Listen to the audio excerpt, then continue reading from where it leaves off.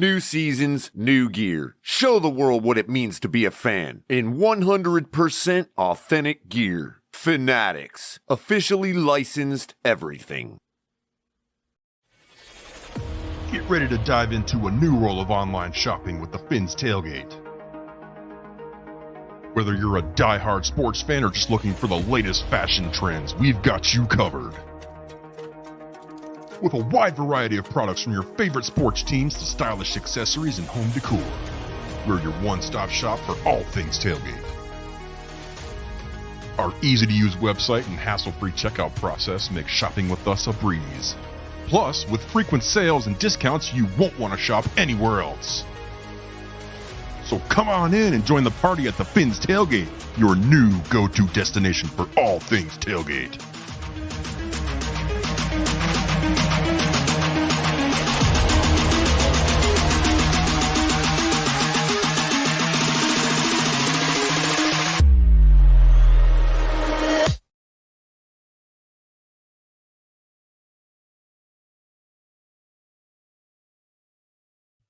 Guess it helped to unmute my mic. Good flipping morning, everybody. It is Saturday.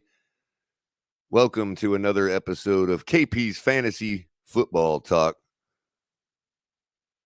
Welcome to everybody in chat. Make sure you're hitting the like button on the way in. Make sure you're sharing the video.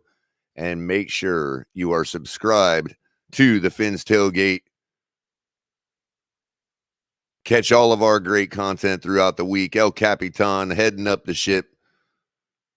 Steering it all around the Gulf, all around the Atlantic, bringing us into port on Sundays for the game call. Of course, myself with coffee and a cup of color and co-hosting with Ali first thing every morning, 6 a.m. to 8 a.m., Monday through Friday. Ali's got you some broken takes that drop once a week as well. And tonight, we have Late Night Exhale getting us ready for game time tomorrow, 4:25 p.m. Tomorrow afternoon, we face the Chargers. And, of course, you can also catch Shake Money with the Drive Time and the Smoke Lounge. Lewis the Rabid Dolphin, backing him up, backing all of us up, coming around, throwing all the foam around, telling you exactly what we need to hear.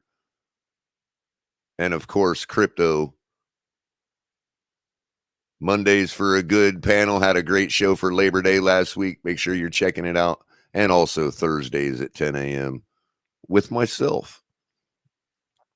And then, of course, we got the OG back in the house for another episode of TMI Tuesdays. Last Tuesday, it was really great. That's Tonk 7. Y'all love him. Unless you're a Hurricanes fan. No, I'm kidding. Tonk's great. We all love him. Great to have him back and appreciate everybody here at the team that helps us all out. We got a few of them in back. They're waiting eagerly for me to get through this rundown. So let's do it.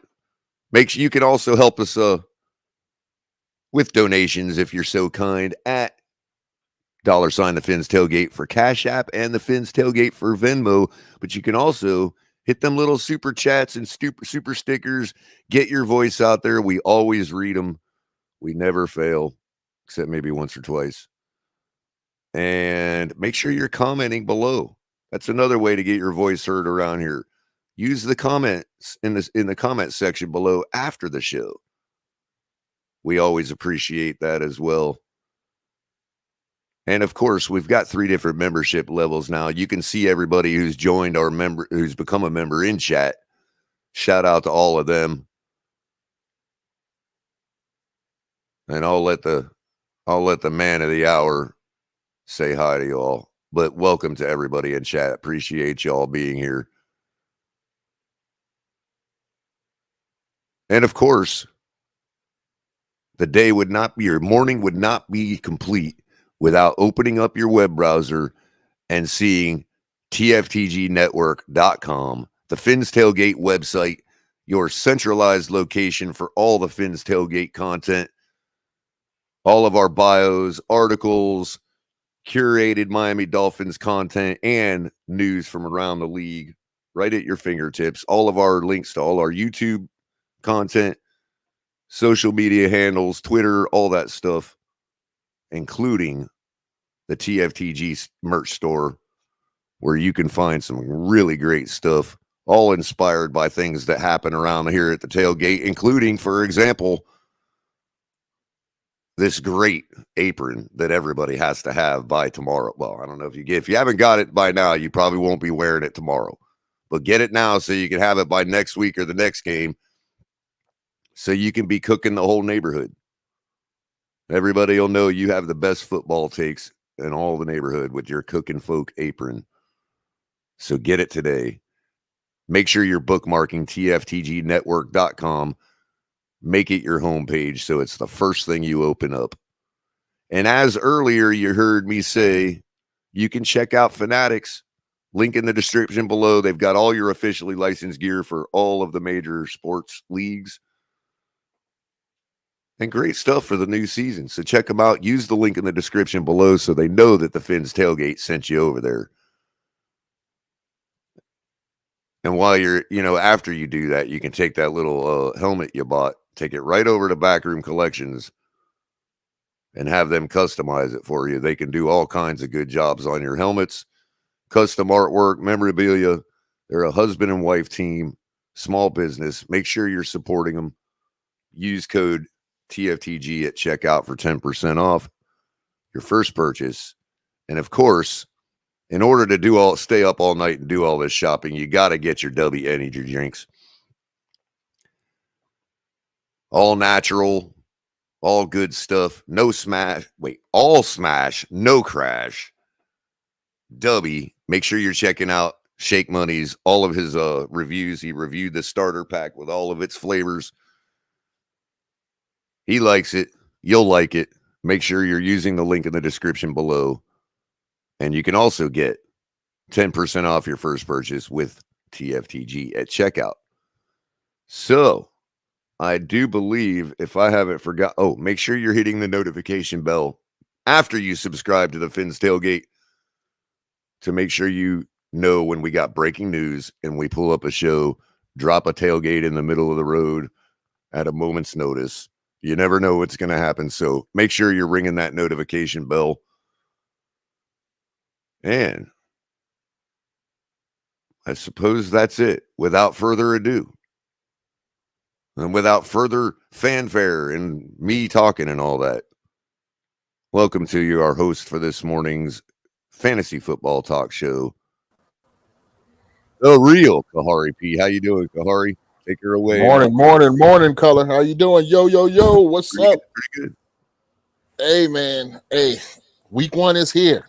The long-awaited, much-anticipated week one is here, and our engines are running, folks. It's fantasy football season. It's real football season. Man, can't wait till things break out tomorrow. Color, I know we already had game one. With KC in Detroit on Thursday night.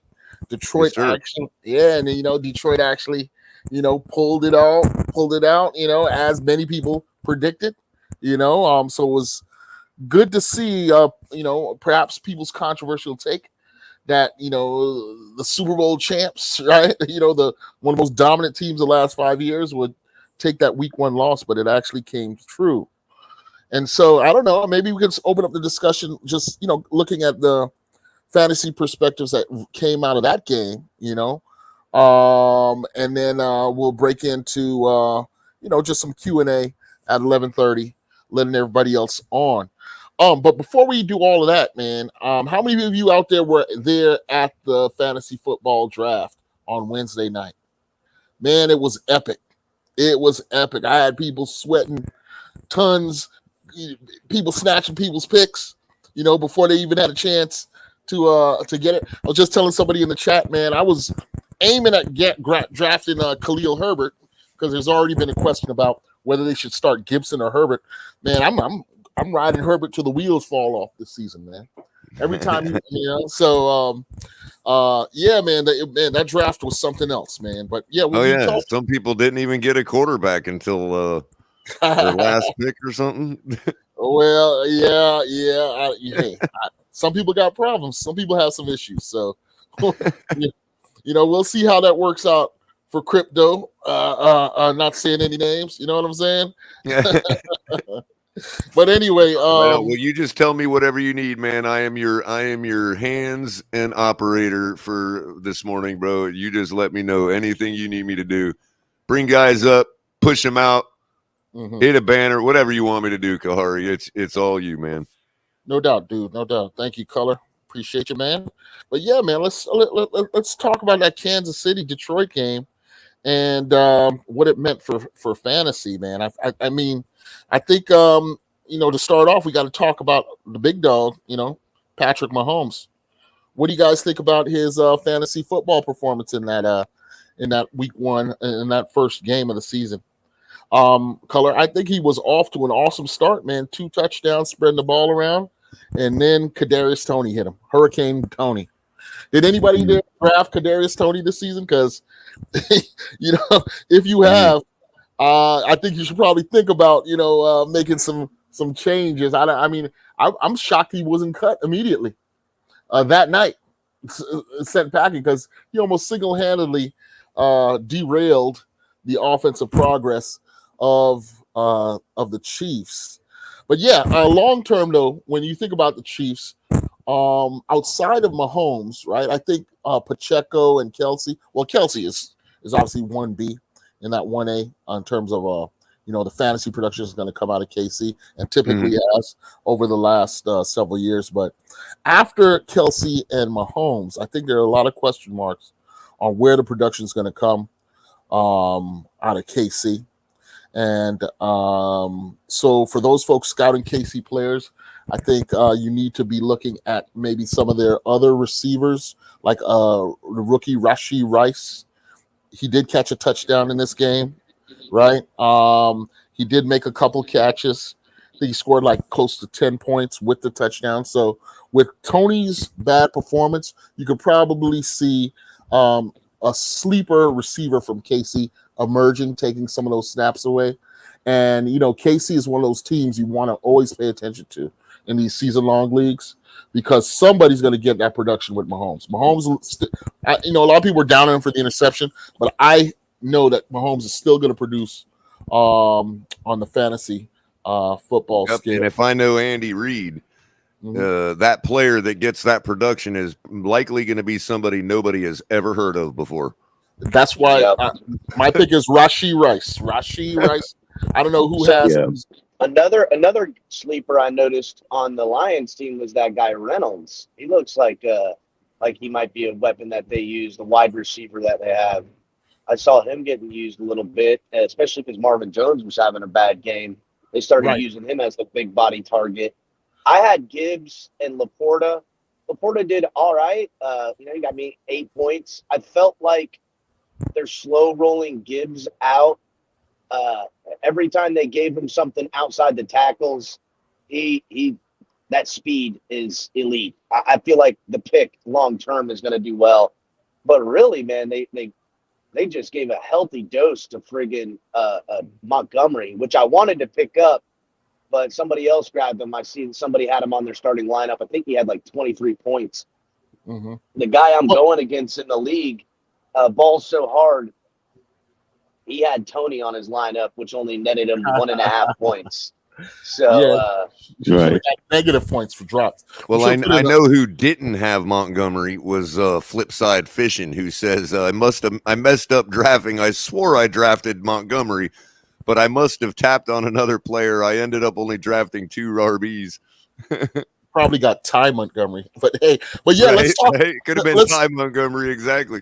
But hey, let's talk about Detroit, man. Because as far as I'm concerned, all arrows are pointing up when it comes to Detroit in real football, but definitely in fantasy football. And you guys touched upon some of the key points already. When you look at that combo coming out of the backfield, Gibbs's role, like you said, El Cap, is just going to continue to grow. Right now, they're using him more on the outside game, whereas, they're going to rely on the veteran Montgomery to get the bulk of the work early on. But you can look for Gibbs to take ownership as the season goes on. And then as far as the receiver, Josh Reynolds, another veteran receiver, first with the Rams, but now he's had a couple seasons here with the Lions. Right.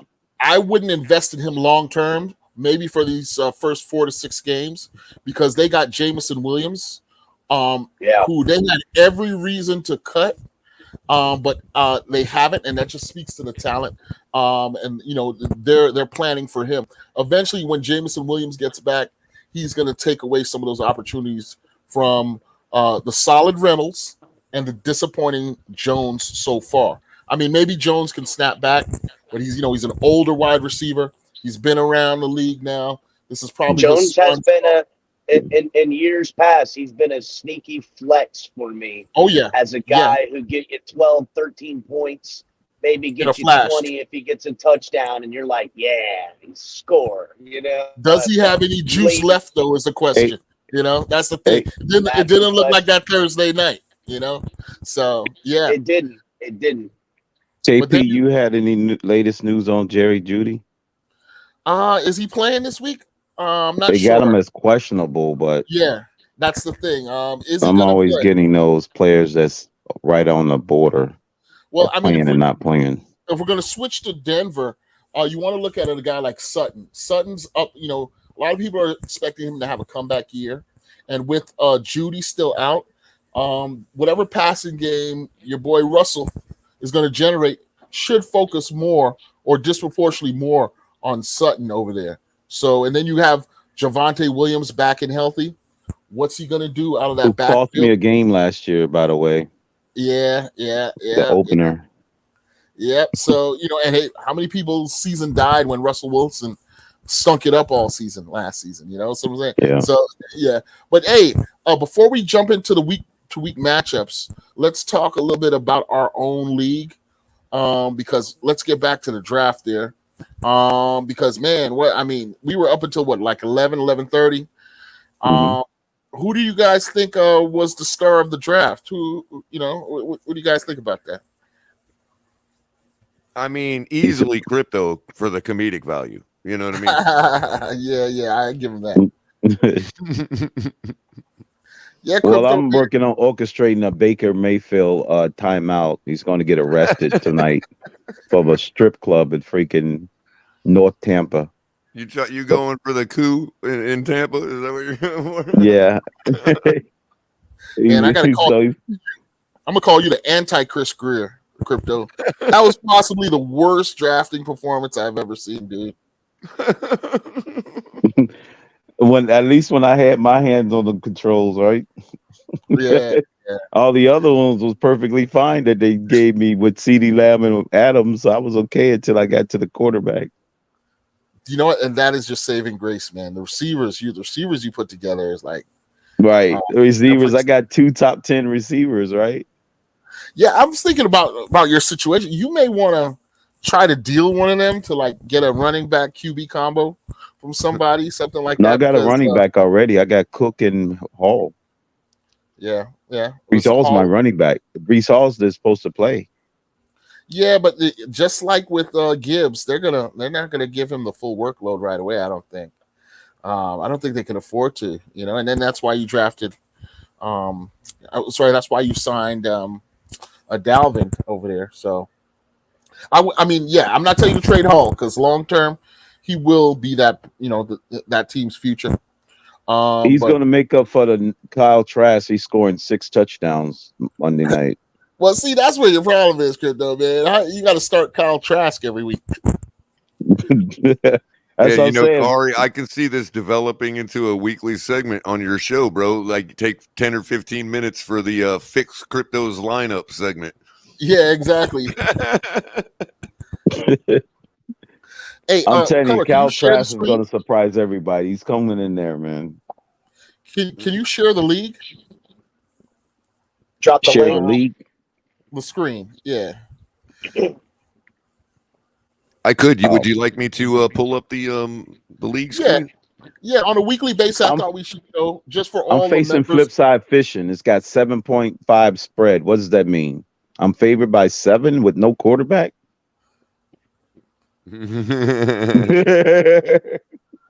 are you plus points? Because that would mean you're negative. No, it's not a plus. It's just say 7.5. Yeah, basically your team has scored 7.5 points already. I mean, Yeah, if I look at that's the total score. So Yeah. that guy in Yeah, Kansas those City gave me 7 points. Well, that's Who's what we're going that? to check on right now. I mean, I don't Yeah, know if we the guy look played at your Thursday team night. right now. Yeah, Do I have to be Sneed, yeah, logged in part of the league Legarius to be able Sneed to pull it up or no? got me yeah, 7 yes, points. you do. All He right, was forget about it. supposed to. We'll do that in the future. Then we'll Oh do that. man, I'm spot on. He was supposed to get 8 points and he got me 7.5. So yeah, I'm he's almost operating at a spot on. 90% clip already, fellas. 90%. Yeah, but look at your projected Look, look at crypto's your projected positivity. matchup. Look at your matchup though. I mean, if you get 90% of a losing score, that really doesn't help you. You need your Yeah, you guys to gotta have over. somebody pop. You You need need someone to pop, and you 140%. need somebody for it. You need someone on his team to drop the ball. Really, Yeah, Yeah. I had a 46% chance to win.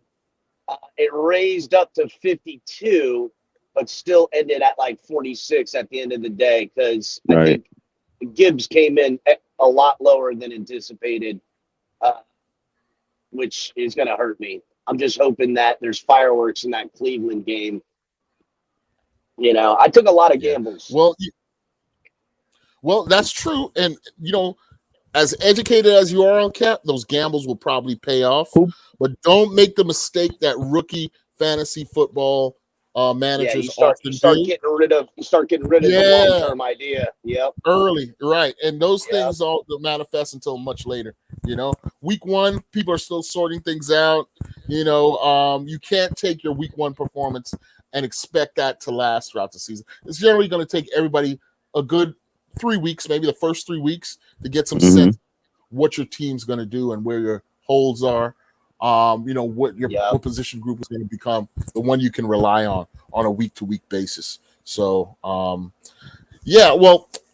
do it next week. I wanted to show the results of the draft. Is there? You guys have a actual main landing page for the league. So if I had that link, I could probably get there. Right, but doesn't have links to go find leagues to look at. You know what I mean? Yeah, because you don't have a team, no color. I don't think you can pull it up. But that's all good, bro. It might let me see your landing page. Weird. Yeah. I wanted to show off the screen that showed the matchups this week. And right. So one of you guys just post the link in the private chat, and let me just see what it allows me to see. You know what I mean? Or we can get I guess everybody's on their phone this morning, huh? I'm en route with my son to his football game. I'll be popping off here in the next 10 minutes. I hadn't thought about joining just so I had the ability to see the league page. I hadn't thought about doing that, but right. It would have forced me to participate, though, right? I couldn't have just joined and not played in the league, right? I wonder if you could make him. I wonder if you could make him like a commissioner or something like that. Yeah, that's true. I'll have to look into that. We can probably put his email address in there, and you'll probably gain access that way. So that way, my lineup against Flipside Fishing, he's got his quarterback playing against his defense. I got a receiver playing against my own defense. Okay, so I'm on the landing page. Let me pull this up. So let's see what it'll let me get into. Let's see, share screen. I got to hit that lever, pull this button, turn a knob over here. And then I've got to make sure that I spin this handle. All right, there we go. Oh, wait, one more. There we go. I'm picking the Saints defense is going to be huge, man. The Saints defense is going to be probably top 3 in the NFL just off the schedule alone. Yeah, that's what people are saying, man. And they have the ability of scoring points in this league. Yeah, the Saints might win 10 games, in a weak NFC with a weak schedule that they got. Yeah, they could put up that good. Looks like we got trending up, Capitan. Trending up. Well, yeah, exactly. What do you get This to is that page? exactly what I want. This is exactly what I wanted to talk about in that last little segment. Below, like right there in the main screen, you can see the draft performance. And if you're looking at that main screen, is that this red and green thing here? The draft. Exactly. So in the if you look at Team On, for instance, they had the third strongest drafting position, but the team they actually drafted fell by three stages. So they had the All sixth right. strongest team from the third highest draft position. And McGritty's, is that Miss Finn's? nah, you know who Miss Fins is. Miss Fins is Gasexy. Right. Mike Gasexy or something like that. I forgot the name of her team. And hey, Miss Fins, man, she must have had the damn player rankings up or a chalkboard strategy because she's got a pretty good team. I think she's My one of the skills favorites. is sexy. That's her right there. Yeah. Right. Her skills get sexy. That's right. And so she's got right now the number 2 ranked team. Number 2. Wow. Yeah, Rizzler of Oz supposedly has the highest projected Wow. team right now. But again, this is just based on the draft. Based on the draft. As Crypto you didn't even qualify. What's going on? Where's Crypto at? Yeah, I did. I'm next. I'm Team Crypto. fourth for the Okay, bottom. So you already gained 2 places, bro. You're up 2 spots after your draft debacle. And he had the 17th highest draft position out of 20. So you were pretty much in the basement. So you're already exiting the last quarter. Yeah, I mean the only person lower than you was Team Greg and McGritty's, and I could see the light. If you look at Greg's team, if we pull up Greg's team, Greg fourth from the bottom. Like Cap, Greg is invested in the future, in the season here. He's got some long-term stashes that should pay off later. If you He's got an ugly color for a helmet, though. Yeah, pull up his roster. Pull up his roster. That's what I just did, Kahari. I've got him up. His page is up right now.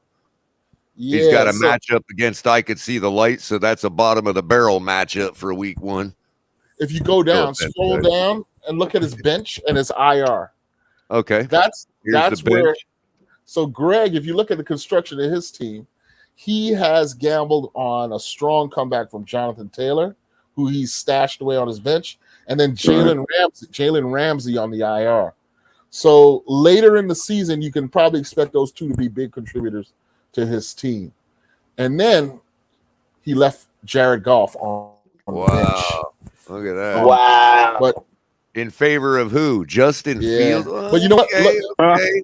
Well, Justin week Fields. 1, That's Justin the running Fields aspect of Fields, you know what I mean? Yeah, week 1, Justin Fields can pop off, get 30 fantasy points. And then look at his Lions team, his Lions defense, who he started. They were projected to score 1.1 point, and they gave him 9 points. Got 9. Wow. So that's a big advantage right there to start out the first game. He's in the plus. Where the hell? So let's look at this. Let's go back to the front page again. You just press back and then it should go. Yeah. Or I want to see if we can't look at their matchup real quick. Yep. There's a matchup. Greg and I Could See the Light. Who's been talking major crap, by the way? Are you in the chat? I Could See the Light. Oh yeah, I Could See the Light gonna be chirping this whole time. Listen, fellas, I gotta let y'all go because I have no idea how the hell to get into this freaking park that I'm going to football. I'll be listening though, fellas. Alrighty. All right, Cap. All right, Cap. Later. Peace. So currently, after 1 game in, I guess we can run through the matchups real quick. The current game results real quick for week 1. After 1 game in the books, you got Team Mon leading Guardians of the something. I can't read the whole label. No offense, I don't mean to miss it, but they cut it off, and apparently hovering don't tell you what it is. But currently Team Mon in the lead, 23.5 to 19. Greg leading I Could See the Light, 9-0 so far. Scoreless between Rizzler of Oz and Team Stream. Scoreless also between Ali P like G and Red Hands Nation. Team Crypto leading his match already, 7.5 to 0, leading Flipside Fishing. And then, of course, El Capitan, 18.5 points already for Thursday Night Football, leading Balls So Hard, who has 1.5 points. Jags Junkie leading Team Latino 8.5 to 2. In It to Win It, 0 points to Newfoundland's 12.5. That's already out of the gate. Right. And of course, My Skills Geski. Exy. The sexy. Okay, I see what she did there. She just left out the other E. Okay. She's got 13 points already. McGritty's 0.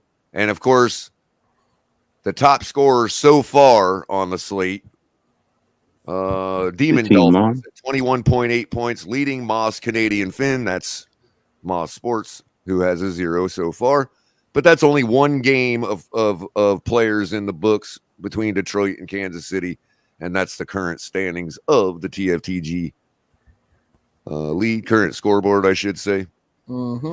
And hey, Color, this is the perfect segue. If you want to open it up, if there are any league members who want to come on and talk about what's going to happen with their team, we should probably bring them on, let them, we can chop it up over their team, performance, lineups, etc., etc. All righty. You want me to just post the link in the main chat?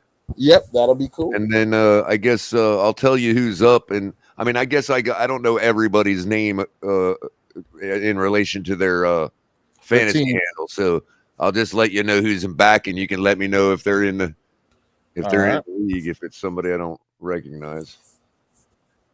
Let's see here. I mean, I guess anybody could come up, but if y'all are going to talk off subject and distract, then obviously we got a goal here is to talk about fantasy. So yeah.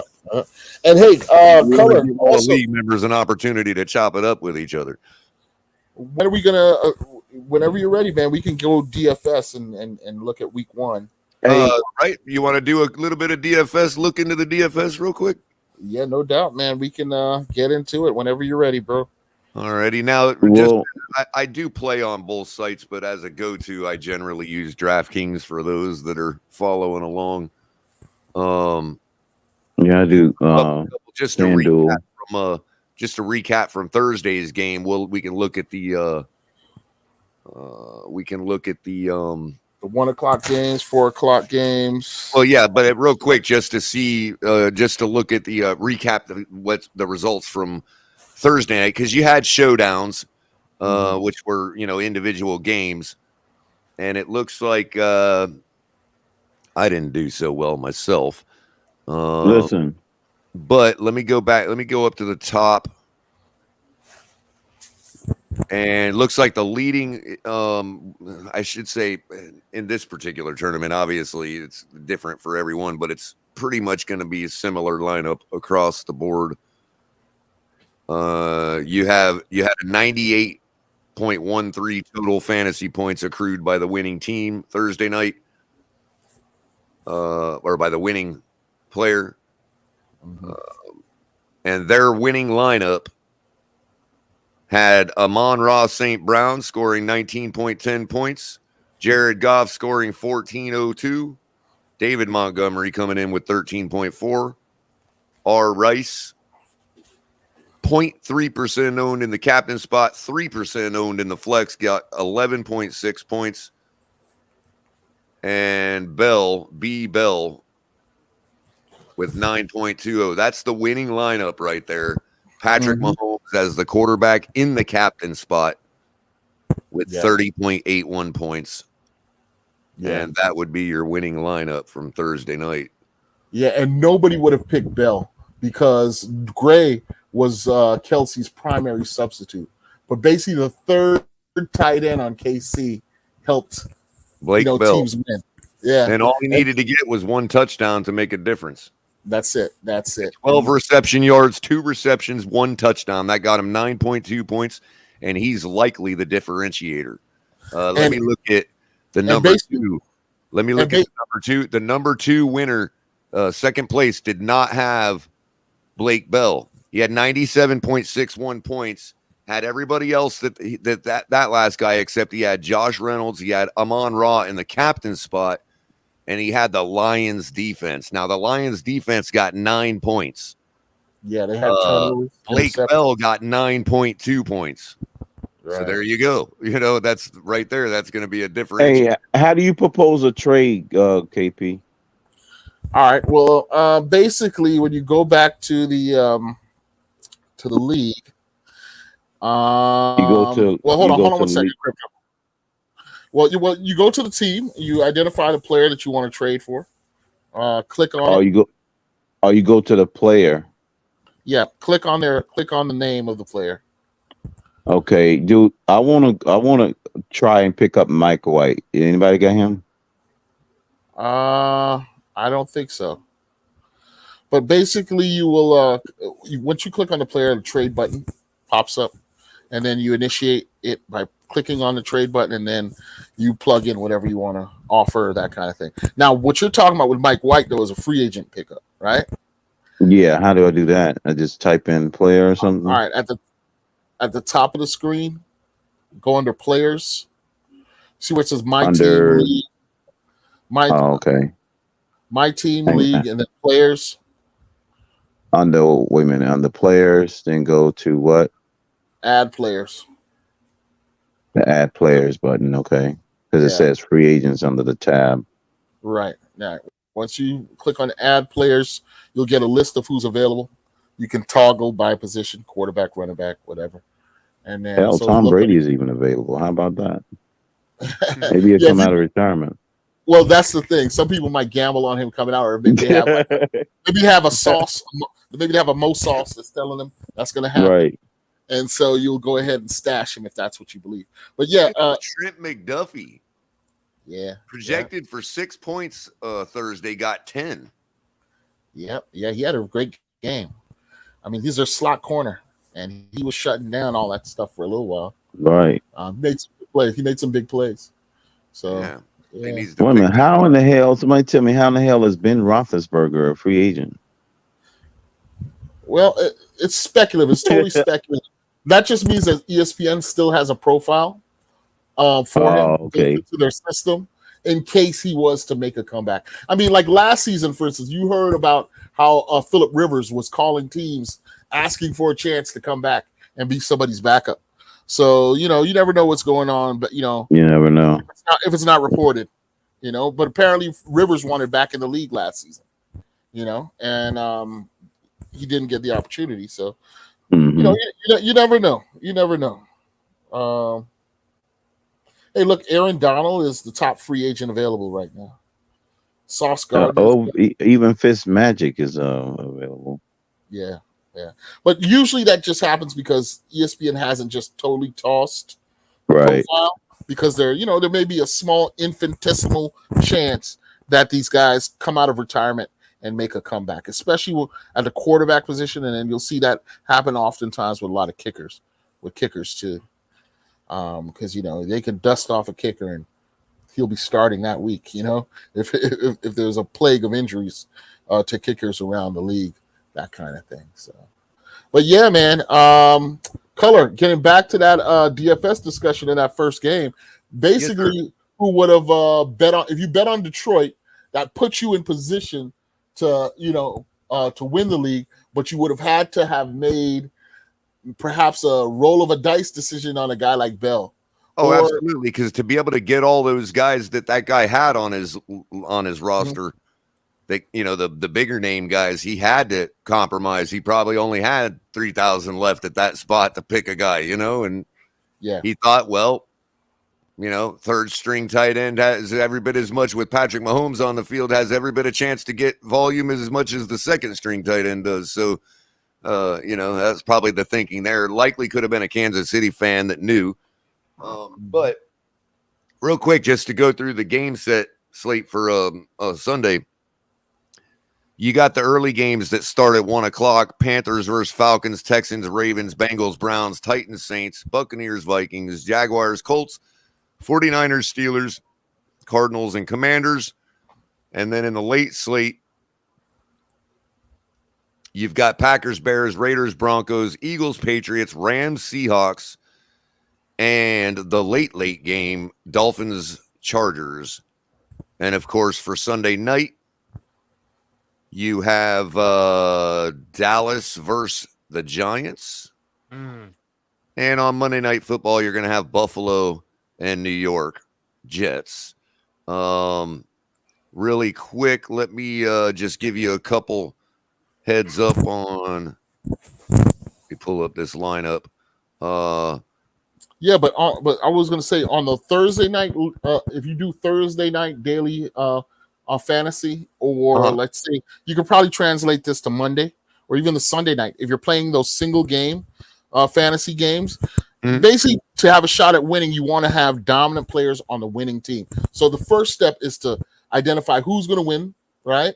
Get the playmakers on that winning side in your lineup, and then you have to be able to, maybe even gamble on some of the sleeper to somehow take you over the top, because everyone's going to pick. If we look back at that Detroit KC game, everybody's going to want to pick Mahomes. Everybody's going to want to pick Goff. Everybody's going to want to pick Travis Kelce if he would have played, all the big names. But picking the big names in daily never works. You got to also mix in that sleeper that no one saw coming. And that typically is what's going to allow you to be successful in those DFS leagues. So we'll see what happens this Sunday night and Monday night if you're going to play those games alone. Now, I know on FanDuel and DraftKings, they've got it separated. Well, you can play the whole, the entire week if you want. That's hundreds of players, or you can isolate it to just the 1 o'clock games, or the 4 o'clock the afternoon games, or some combination of those. And they even have the entire slate. If you get your lineup in before Thursday night, you can count all games from Thursday to Monday. That's right. They have the total slate. What the Millionaire Maker is usually just the main game slate from 1 o'clock. From the 1 o'clock games and the 4 o'clock games. So you'll have no Sunday night football, no Monday night football, no Thursday night included in that Millionaire Maker tournament. It's going to be just the main slate of games on Sunday. Really quick, just to give you guys some info on that. This week's projections are looking, this week's numbers are having, Cooper Kupp is out, but he commands the largest salary along with Austin Eckler at $8,400 on DraftKings. Tyreek Hill comes in third or second, if you will, at $8,200. And the next cheapest player, the next most expensive player, is only at $7,900. That's Devontae Adams. So you can see where it drops off really quick. Now, the top fantasy points per game average, this is based on last year, I believe. That would be Jalen Hurts at 26.9, Cooper Kupp at 24.2, and rounding out the third spot would be Austin Eckler at 22.2, and Tyreek Hill in the fourth spot at 21.4. You have other names that have over 20 points. Justin Fields at 21.2 average, Devontae Adams at 21.1, and Josh Jacobs at 20.4. Everybody else below that has a less than 20 point per week fantasy point average. The first two being tied at 19.4 fantasy points per game. That would be Tua Tagovailoa and Geno Smith.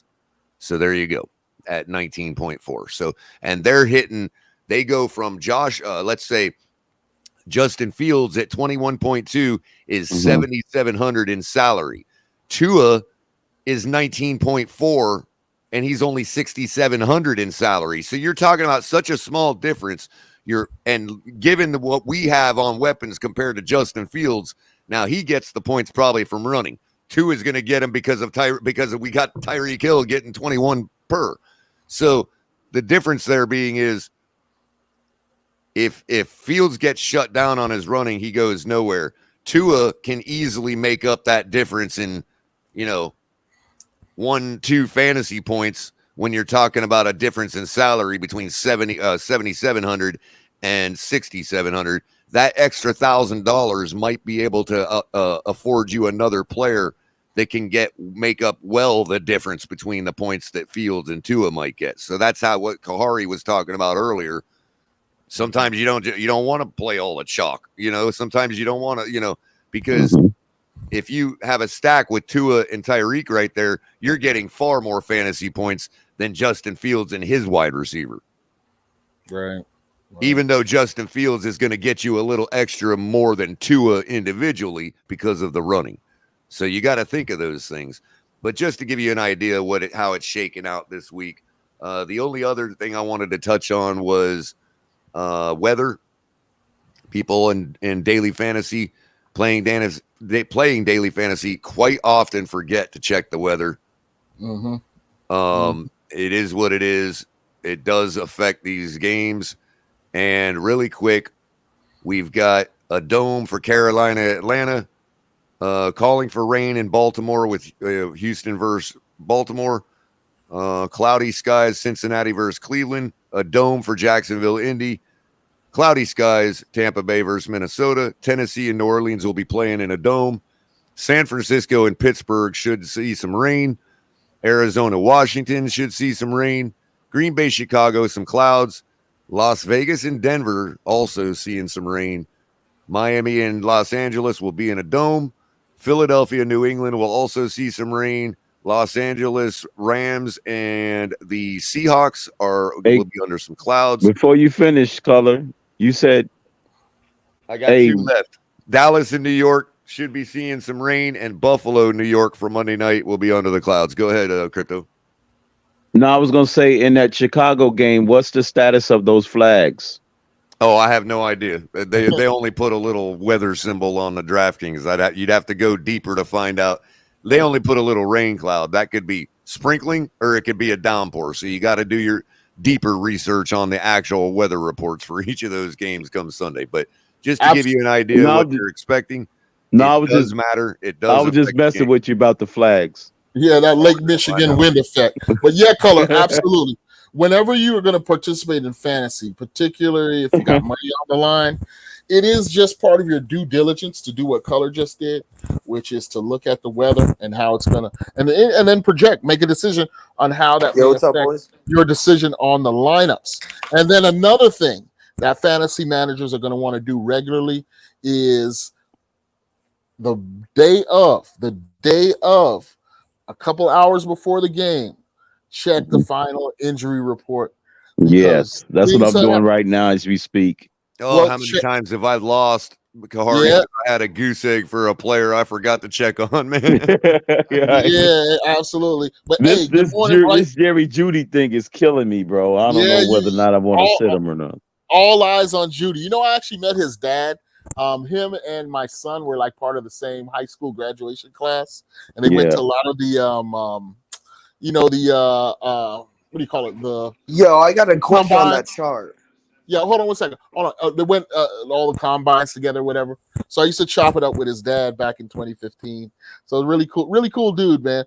If I had his number, Crypto, I'd give it to you so you can get the first-hand scoop. You know what I'm saying? But hey, welcome to the show, Bryson, man. What's up? Can I? What's up, what's up, man? No, Bryson, hold on for 1 second. Can I do something real quick? Because I just gotta get this out real quick, and then I gotta bounce. Can I just say something real quick? You got it, Ollie. Tonight, 9:30 p.m. is Late Night XL. Everybody be there. This is going to be a different style of Late Night XL. We're going to bring the party back to the tailgate. So get ready to party. It's going to be a lot of fun, music, the whole 10 yards. Make sure you come to Late Night XL tonight. That's all I wanted to say. Oh, Pins up, everybody. Right on. Right on. So Kahari, we want to go through these position groups and grade, right? Do you want me to just go in any particular order, or do you want me to go in like the start with McGritty's and work down? Well, no. We're not gonna be able to go through all the teams today. We can probably do this on a weekly basis. But right now we have Bryson, and then I think Adam Padilla wanted us to take a look at his team. Okay. So let's see, Bryson, you are going by Timon. I switch it though, top of the hill if you because I got Tyreek Hill. Oh, Team Mon. Yeah. Okay, but so I had a question. We got you facing Guardians of the End Zone right now, and you're in the lead 23.5 to 19. Of course, you probably by the way, I'd like to say for anybody that's in the league, go ahead and peep my roster. Anybody's free grabs for trade except Hill. Hill's, I'll trade him, but it's going to cost a lot. But I'm looking for running backs mainly. Okay. Yeah, well, hey, running backs are going to be in short supply in this league. 20 teams deep. Everybody has maybe their one reliable workhorse, and then everything else is just a question mark at this point. Actually, you got two pretty good workhorses. I just got no backups. I got some scrub that's like third string. I'll be fine though, unless injuries. But no, I like my team. Well, Bryson, you know the same factor that's affected the value of running backs in real football also comes into play here in fantasy football. That high attrition rate, the high injury possibilities for running backs make your planning on how you're going to stack running backs on your team that much more important. So you need to project like which running backs are going to be in the rotation when certain guys get hurt. Oh yeah. I mean, considering our own Miami Dolphins, you know, with guys like Mostert and Wilson who have an injury past, you know, stashing an Ahmed, stashing Devon A-Chain, even though you know they may not get the heavy duty reps early on, might be something to think about. Yeah, down the line for sure. Yeah. Yeah, Go I ahead. agree. You had a question. Go ahead. Sorry, you had a question?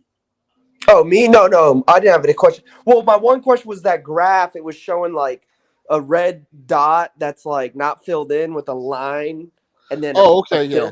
What does that mean? Because I was like that 3, and I had that weird red dot thing. Yeah, that was just a draft performance based on it's totally whatever ESPN's algorithm is, which I'm sure is just adding up all the projected points of your drafted players. So does that mean the team like can regress, and then the greens mean it will progress throughout the season? All that means, according to the ESPN algorithm, is that they assume that you had what's the name of your team? Top of the Hill. You had Top of the Hill, yeah. Yeah, all that means is that you, according to them, had the third strongest draft position in this 20-team draft based on the algorithm, but that your drafting performance actually put you at the 6th strongest team. So it's suggesting. Oh, okay, I see what that means. It's suggesting that you didn't draft as well as you ought to from the 3rd position. Yeah. Now, does that factor in this week's matchup for him, though, Kahari? Will that change throughout the season? For instance, is he in 6th strongest because of projections for this week? That was projections based on the draft only. Like if you scroll up a little bit here, Color, see where crypto has +2 and Cap has +3. Right. That's their trend. That's how much movement they got after the draft. Right. And hey, by saying my players were up for trades, I didn't mean I'm just gonna give them to you. I just got a crazy trade in the inbox. Okay. Someone tried to send me Devontae Parker for Tyreek Hill. Was that you, Crypto? Hey, what's up? Hey, what's up, KP? Is it time for me to draft? Hey, yeah. No, next week, Shake. Next week. Okay. Yeah, man. That's a good one, Shake, buddy. Hey, Adam, anything else you wanted to comment on any questions Bryson left, or any more comments on Bryson's lineup? No, I mainly just wanted to say, I really like trades in fantasy. I think it makes it more fun. So if anybody's interested, DM me in the ESPN app. But I'm gonna go watch this Colorado game. I'll listen on the side. But hey, you guys have a good one. It's gonna be a fun season. I'm glad we're doing this. No doubt. Yes. Adam. Hey, well, Color. Adam Padilla wanted us to take a look at his team. Okay. He's the Rizzler of Oz. The Rizzler of Oz. Alrighty. Yeah. That would be this one right here. Yeah, and by the way, Rizzler of Oz is considered, after the draft, the top team in the league. So based on the draft, his team was projected to be the champs, basically. So let's see why they would have given him that. So there's the main lineup. I'll scroll down to the bench in a second. All right. Well, look at his quarterback position right there. Justin Herbert, 4th year in the league. He's expected to put up huge numbers. And so then you got Derrick Henry.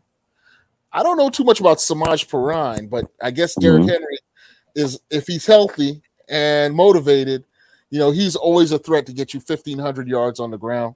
Be pretty consistent. He's been their workhorse for the past 5 years. So I guess you would assume that that's going to continue. Look at his wide receiver group. Now, his wide receiver group doesn't really inspire me at all, but I guess Keenan Allen and Justin Herbert have that combo going. So whenever Herbert would pass a touchdown to Allen, you're scoring 12 points right there between the two. So it's always good to have those combos between a quarterback and let's receiver. Be real, Nico Collins is the only receiver getting any targets in Houston, pretty much. He's probably the only one left. Yeah, right. Yeah, he's gonna get a good amount. Yeah, He should, but I mean, then you got a rookie quarterback down there in Stroud. So I don't know. So for me, I got a question mark next to Nico Collins. But yeah, him being the only veteran or the main veteran, you could probably he'll probably have an uptick based on what he's put out thus in his career thus far.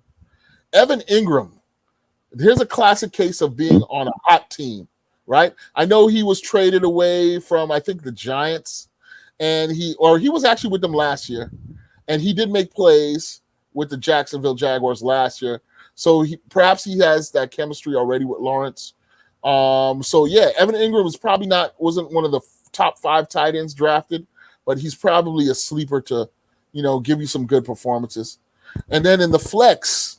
Wow, in the flex he's got McCaffrey's backup, Elijah Mitchell.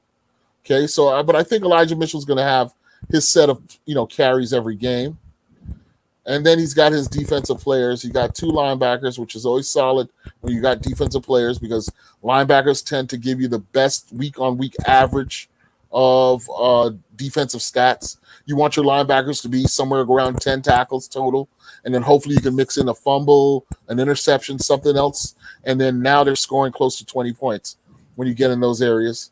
And then he's got that Saints defense we were talking about earlier, Color, which looks like a top 5 NFL defense coming into the season. So we'll see. And then kicker, I can't give you anything on kickers.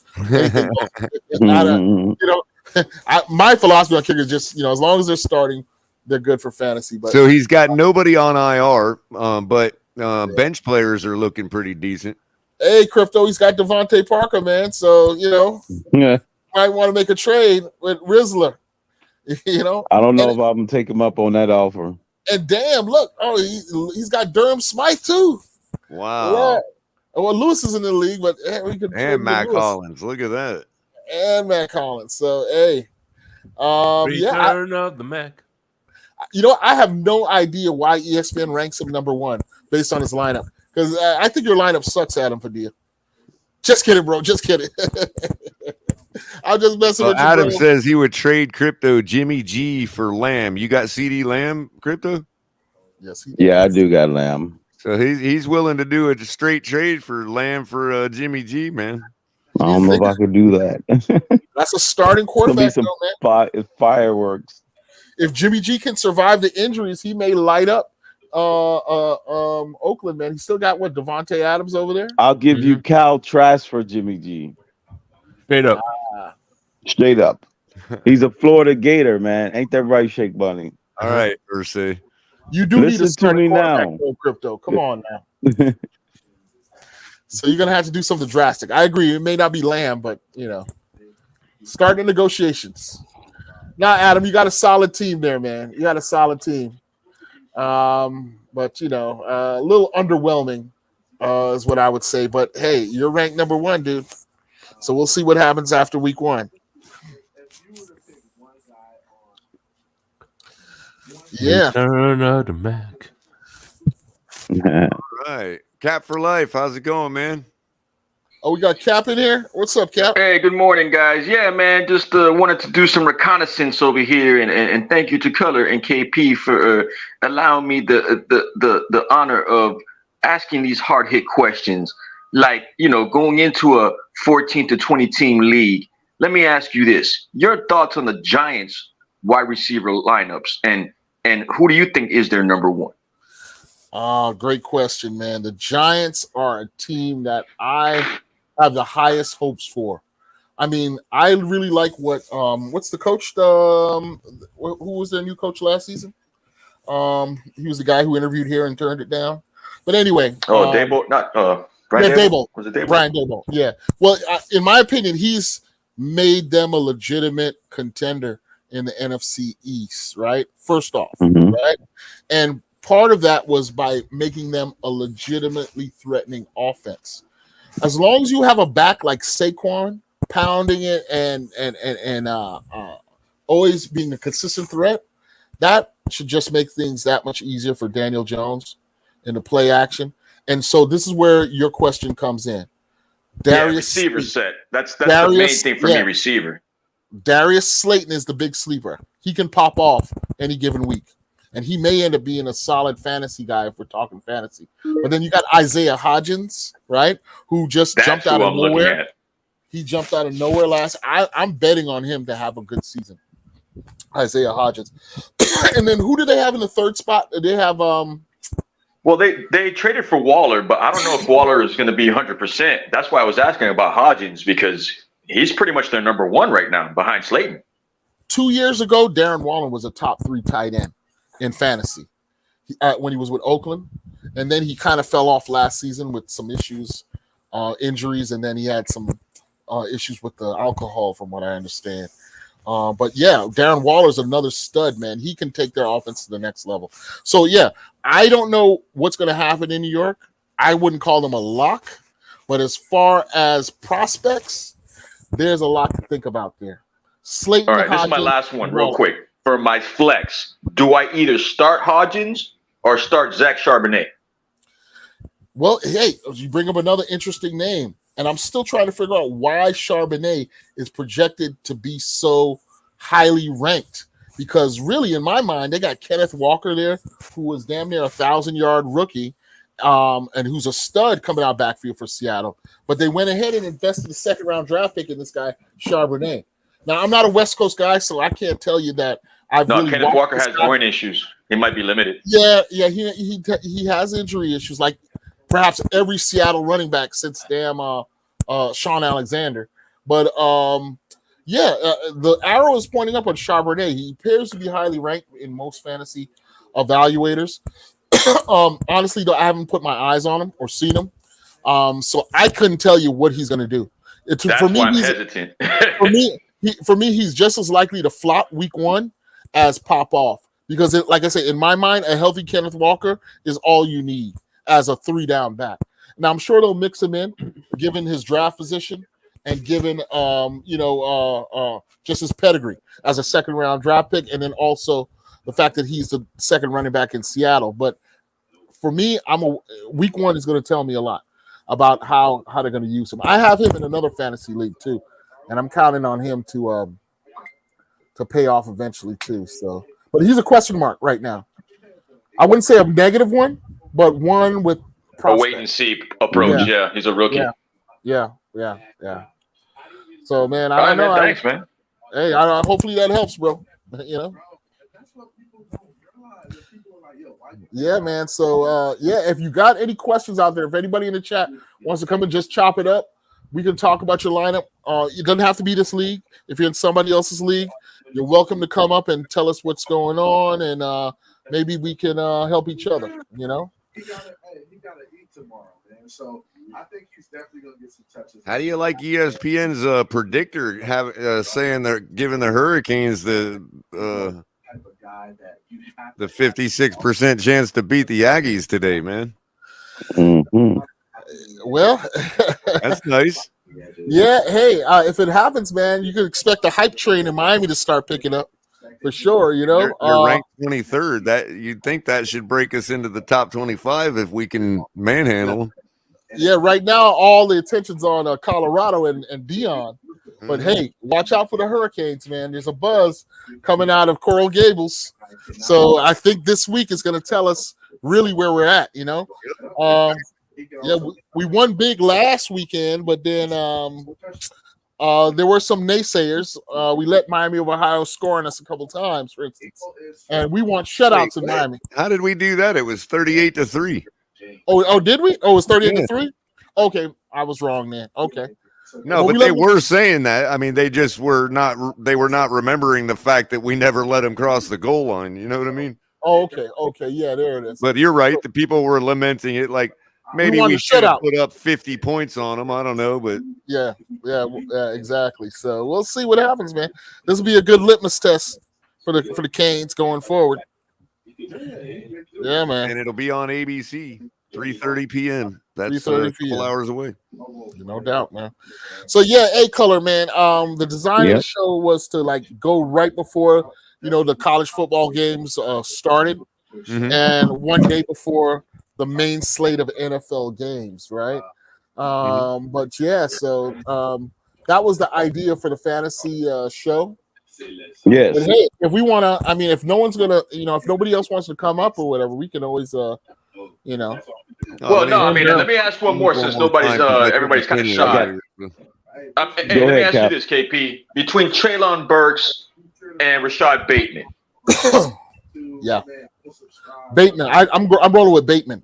They got a lot of good stuff going on in Baltimore, the retooling of that offense to make Lamar Jackson not just a runner, but a passer. And before he got hurt last season, Rashad Bateman was the stud out there. He was wide receiver number 1. So I would bet on Bateman, a healthy Bateman, putting up numbers over in Baltimore. Would you put him at a number 2 or a flex? Either or. Wide receiver 3. What's your thoughts about Traylon Burks in Tennessee? Because I have him right now as my number 2, but I would put in Bateman. It's like a toss-up for me right now. Well, I don't know. Tennessee is interesting in that, at his best, Ryan Tannehill does find a wide receiver 1 and feeds him just enough to produce. But that's about it for Tannehill when it comes to, his highly efficient form, which he's like rolled into now in the end of his career. So Traylon Burks, if he's wide receiver number 1 in Tennessee, then he may end up being a steady fantasy producer from wide receiver 1 position out there. But you know what Tennessee's all about. Their main horse is that big guy out of the backfield, Henry. And on most games, you're not going to get the huge blow-away performance out of Burks. But I don't know. Things could change. That's based on past performance, right? Who knows? Week 1 should give us some answers. If I was you, if you're counting on Burks, I'd take some time to make sure to watch that Tennessee game just to see how much of in the mix he is. Even if he's doesn't put up big numbers, if he's in the mix, if he's drawing looks, if the offense is running through him, then he may be a good guy to invest in long term. I couldn't give you any rock solid advice on Traylon Burks right now, other than he's a young receiver, super fast and talented. My question is he Ryan Tannehill's go-to guy on the outside? And that's a question I would look to have answered. If he is, then yeah, make him a lock in your lineups going forward. Yes. Yeah.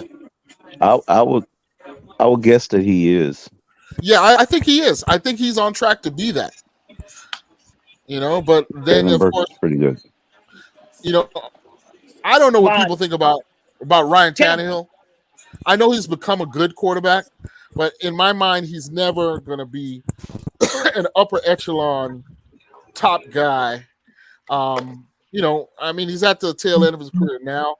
So for me, Ryan Tannehill limits the top level potential of all the receivers he's involved with, right? You saw A.J. Brown get out of Tennessee, right? For that reason. Just being in that offense, not to say that you can't be a solid, consistent producer, but Tennessee is as run-first an organization as there is in the NFL right now. And then Tannehill has developed into more of a caretaker, very accurate, strong arm still. But, I don't see his ability to ad-lib and add like Patrick Mahomes, who can, make a MVS go off. Like Marcus Valdez-Scantling might be a good gamble because you never know what Mahomes is going to pull out of his back pocket and make a guy like MVS fantasy legitimate. Whereas Tannehill, there's a lower ceiling, is what I'm trying to explain. So Adam asked about matchups, and obviously there's a bunch of them, so it would probably take all day. But I went ahead and pulled up Adam's matchup with Team Stream. So you got Rizzler of Oz. So we could do these by request if that's what everybody wanted to do. So Rizzler of Oz will be facing Team Stream. Rizzler's projected 141.7 points. Team Stream currently projected 102.4. Both have all 11 players left to play. And look, right out of the gate, this is interesting, I thought. Right out of the gate, these two fantasy teams in their matchup have Herbert going head-to-head against Tua. just like and they're actually a game against each other as well, which I think is pretty neat. That's pretty coincidental awesome, and perfect. You know what I mean? For these two absolutely to face each other. But just right up before you continue, Color, that's a huge differential right there. Almost a 40-point differential between Rizzler and Team Stream. So if I'm Rizzler, if I'm Padilla, I'm feeling pretty confident going into this matchup this weekend. Well, he's got some work to do. I mean, he got Alvin Kamara with, obviously not projected to play, it looks like. Cooper Kupp not projected to play. Those couple switch outs right there could get him there. Bite into that. Absolutely. Yeah. Yeah, and I know the manager. I know Team Stream. Team Stream is my guy Israel. All right. Yeah. Well, actually, he's one of the bigger reggae DJs in South Florida. Really? This guy. Yeah. I hope I'm not. Is it? He doesn't. That's not the Tafari. Isn't there a DJ or a artist that goes by Tafari alone by one word? I don't want to get too far off track, but pretty much all Rastafarians, if you take that last part, Tafarians, right? Rastafarians typically honor Rastafari, the emperor of Ethiopia, Haile Selassie, and so the term Tafari is shortened for that, right? Yeah. But this guy here is a personal friend of mine, and almost like a brother, honestly. And I'm gonna call him. You got to switch his lineup. He's a big Tua guy, though. He loves him some Tua. Me and him argue all the time about Tua, so I wasn't shocked when he drafted him. So what I think is interesting is their projections. Herbert and Tua almost have identical projections, 16.7 to 16.3. Yeah. I mean, and then look at Saquon versus Henry. I mean, whenever you get a back projected in the 20s, they're expected to do some work. And damn, Henry's almost at 30. Which is kind of what we were talking about earlier. Mm-hmm. But yeah, he's got to make those switches. How do the receivers match up? Let's take a look at those receivers. All right. We got Cooper Kupp, obviously, that's going to probably be switched out. And Jahan Dotson versus Nico Keenan Allen. Yeah, Dotson is a big sleeper. Yes, that's my guy I wanted in the draft. Yeah, I kind of want... If we wasn't drafting, not drafting, but getting Hill, that's the guy I was targeting in the draft. Plus, yeah, he's got the arrow pointed up in real time and in fantasy. If you recall, last season in his rookie season, all he did was catch touchdowns. In his limited opportunities, like every catch was a touchdown. And then he had an injury, I think, that took him out midway through the season. But he opened up as a touchdown machine in limited opportunities. So. With Bieniemy out there now and supposedly a focus on the offense, he is expected to have a really good season. And then you got Terry McLaurin, their wide receiver 1, who's been hurt. Mm-hmm. So Dotson may slide into your virtual wide receiver 1. So Stream got something there. But he's got to work on substituting in for Kupp and for that other receiving position. Pretty even matchup in the flex. Elijah Mitchell and Juju Smith-Schuster. Yeah, he's going to need to slide Juju up into one of those wide receiver slots, though. Yeah.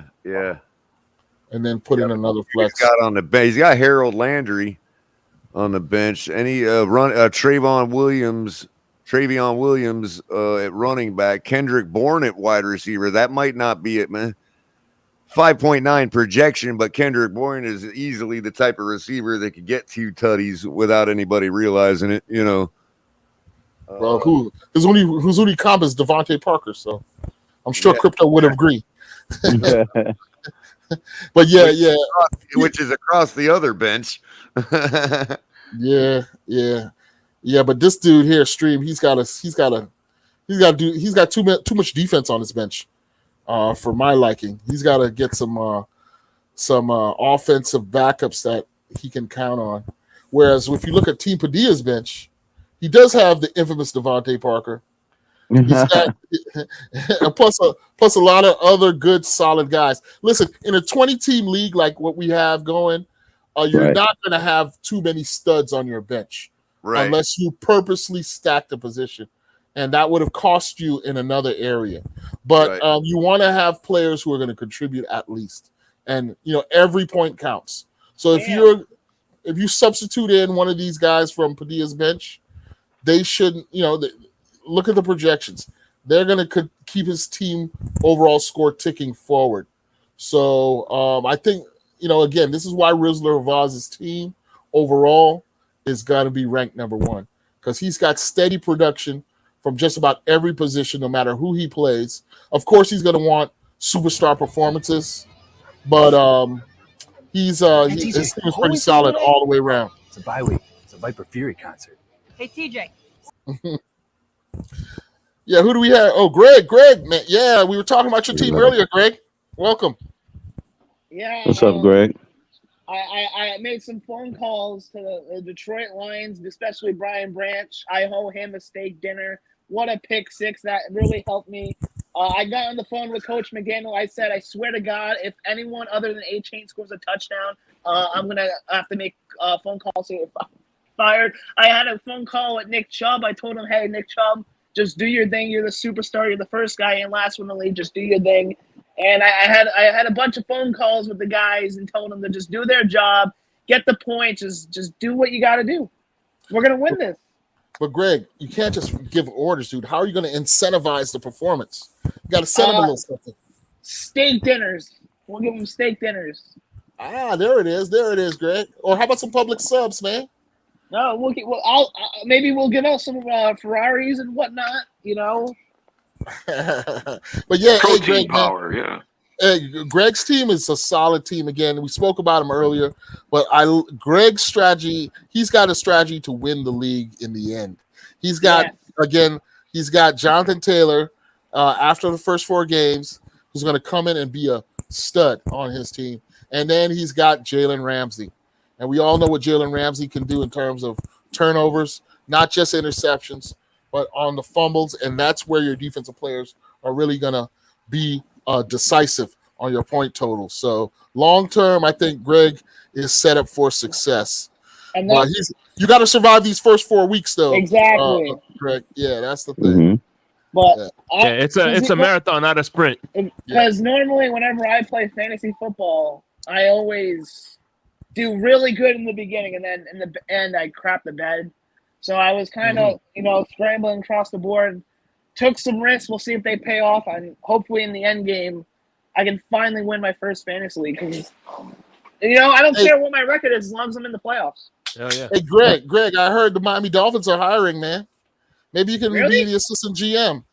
Yeah. Slide in there if when they rebuild. Maybe you can help rebuild the squad, man. Bring Jonathan Taylor with you. Bring Jonathan Taylor with you, okay? Yeah. Hey, Shake, real quick. I had to step away from the controls for a second. You able to grab it if Kahari needs something for sure. a minute? Yeah, for sure, All right, of course. Just for a minute. I just got to step away. I'm on the computer, so I got it. Right on. Appreciate it. Hey, by the way, man, me and Crypto tonight, the Currency Connection, we're gonna be doing a Pick'ems video every week to see who wins at the end. So, and we're gonna be dropping random videos at 3 a.m. So right on. The Currency Connection, huh? Yeah, we're gonna call it Insomnia at the Tailgate. That's dope. That's dope. You know what you guys should mix into that too? Not only are you going to do pick'ems with the NFL games, but also do pick'ems on crypto and stock. Oh yeah, I'm down for that. That'd be awesome. Just you got to put that what is that disclaimer? We're not financial. Disclaimer. Yeah, we're not financial. Yeah, just not financial advice. Disclaimer. It's for educational purposes. Just only. like this is not betting advice or fantasy advice. Oh yeah, by the way, yeah, exactly. The same applies for fantasy, right? Don't take my word for it. Go with your gut. Right. And play within your means. Gamble responsibly, and don't use money that is for your kids. All right, Don't play with your rent money. Just put dollars. If you're betting, just bet $1. Yeah. Right. Don't bet your rent, buddy. And with daily fantasy, like I tell everybody, with daily fantasy, there's plenty of ways to get in cheap. There's plenty of ways to get in free. They have lots of free options. The only thing about free tournaments is they're really hard to win because there's so many people playing them. Like obviously it's free, so you're going to have 100,000 people to play against. But you don't have to spend one dime to actually play daily fantasy sports. and with the chance of actually still winning something, you know. So Absolutely. And listen, anything that's open to the public is going to be a little bit messy, like restrooms and transportation. yeah, no doubt. Or like the Pompano Beach Service Plaza with all the Patriot fans after the game on Sundays, you know. Bro, at the Patriot game, because of the Tom Brady Love Fest, I heard on the news last night, I think they said that if you park in like the far lot, they'll give you free parking, but you got to wait like 75 minutes after the game. It's crazy. I laughed. Wow. Yeah. Oh, Michael Irvin's in the building. Oh, look at that.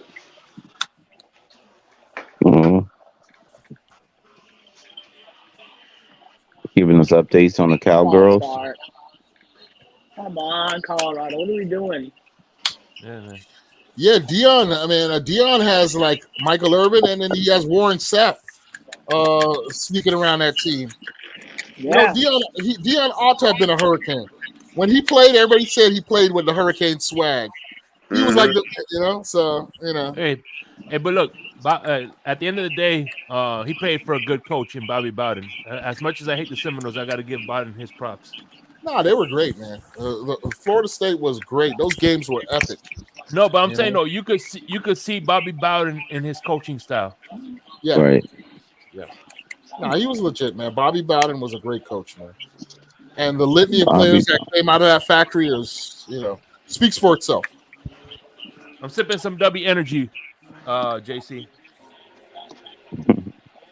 Man, I need to get some of that, man. I need to order some Dubby, man. I gotta try some of that. And of course, I have to be open to the public, JC, because you're jam packed.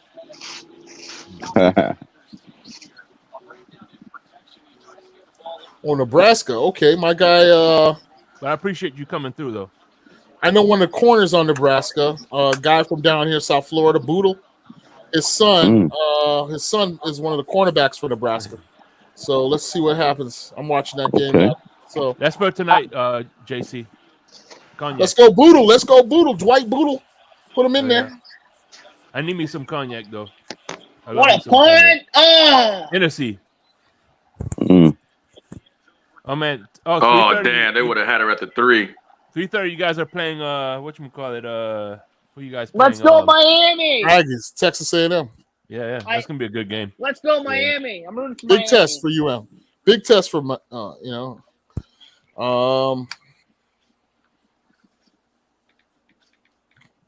What the fuck?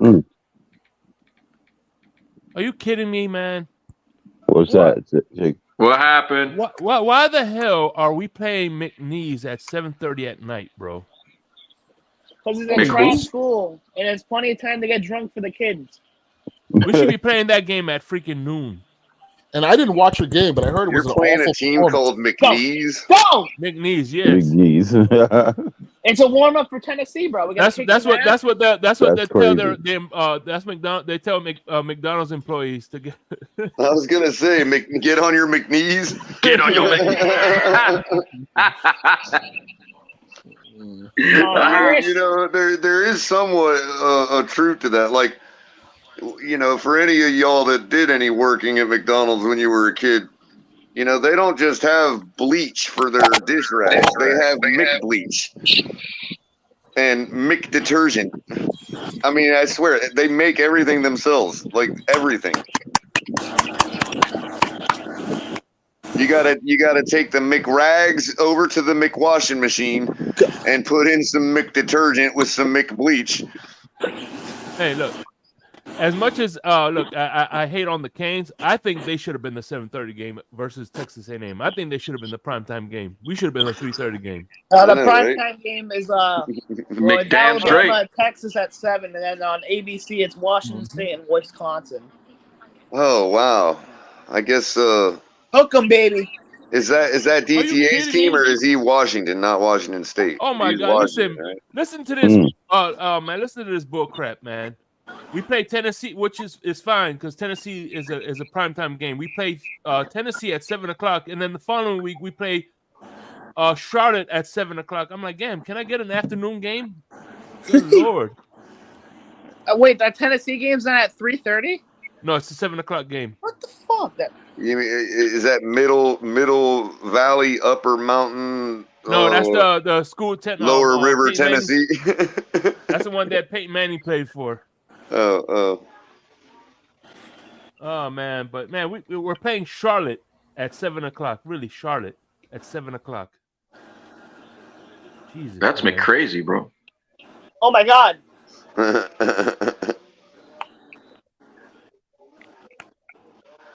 Whoever did this needs to be fired.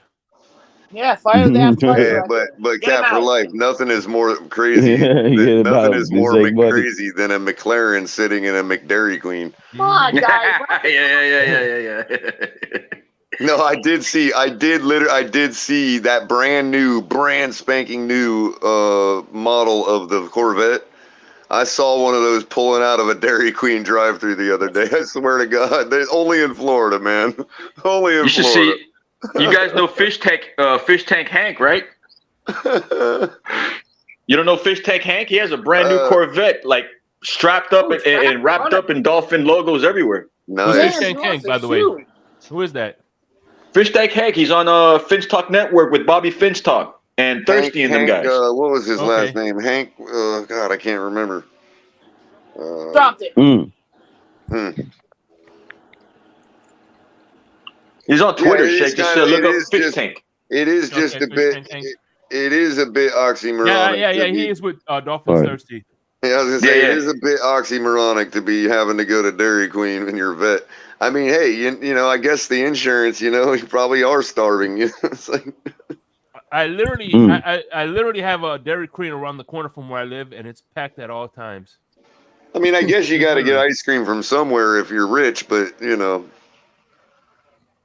I can think of like better places to get ice cream if I had enough money to afford it. Dairy Queen is good. I mean, no shots at Dunkin' Donut, but if you're rich, we used to have Carvel.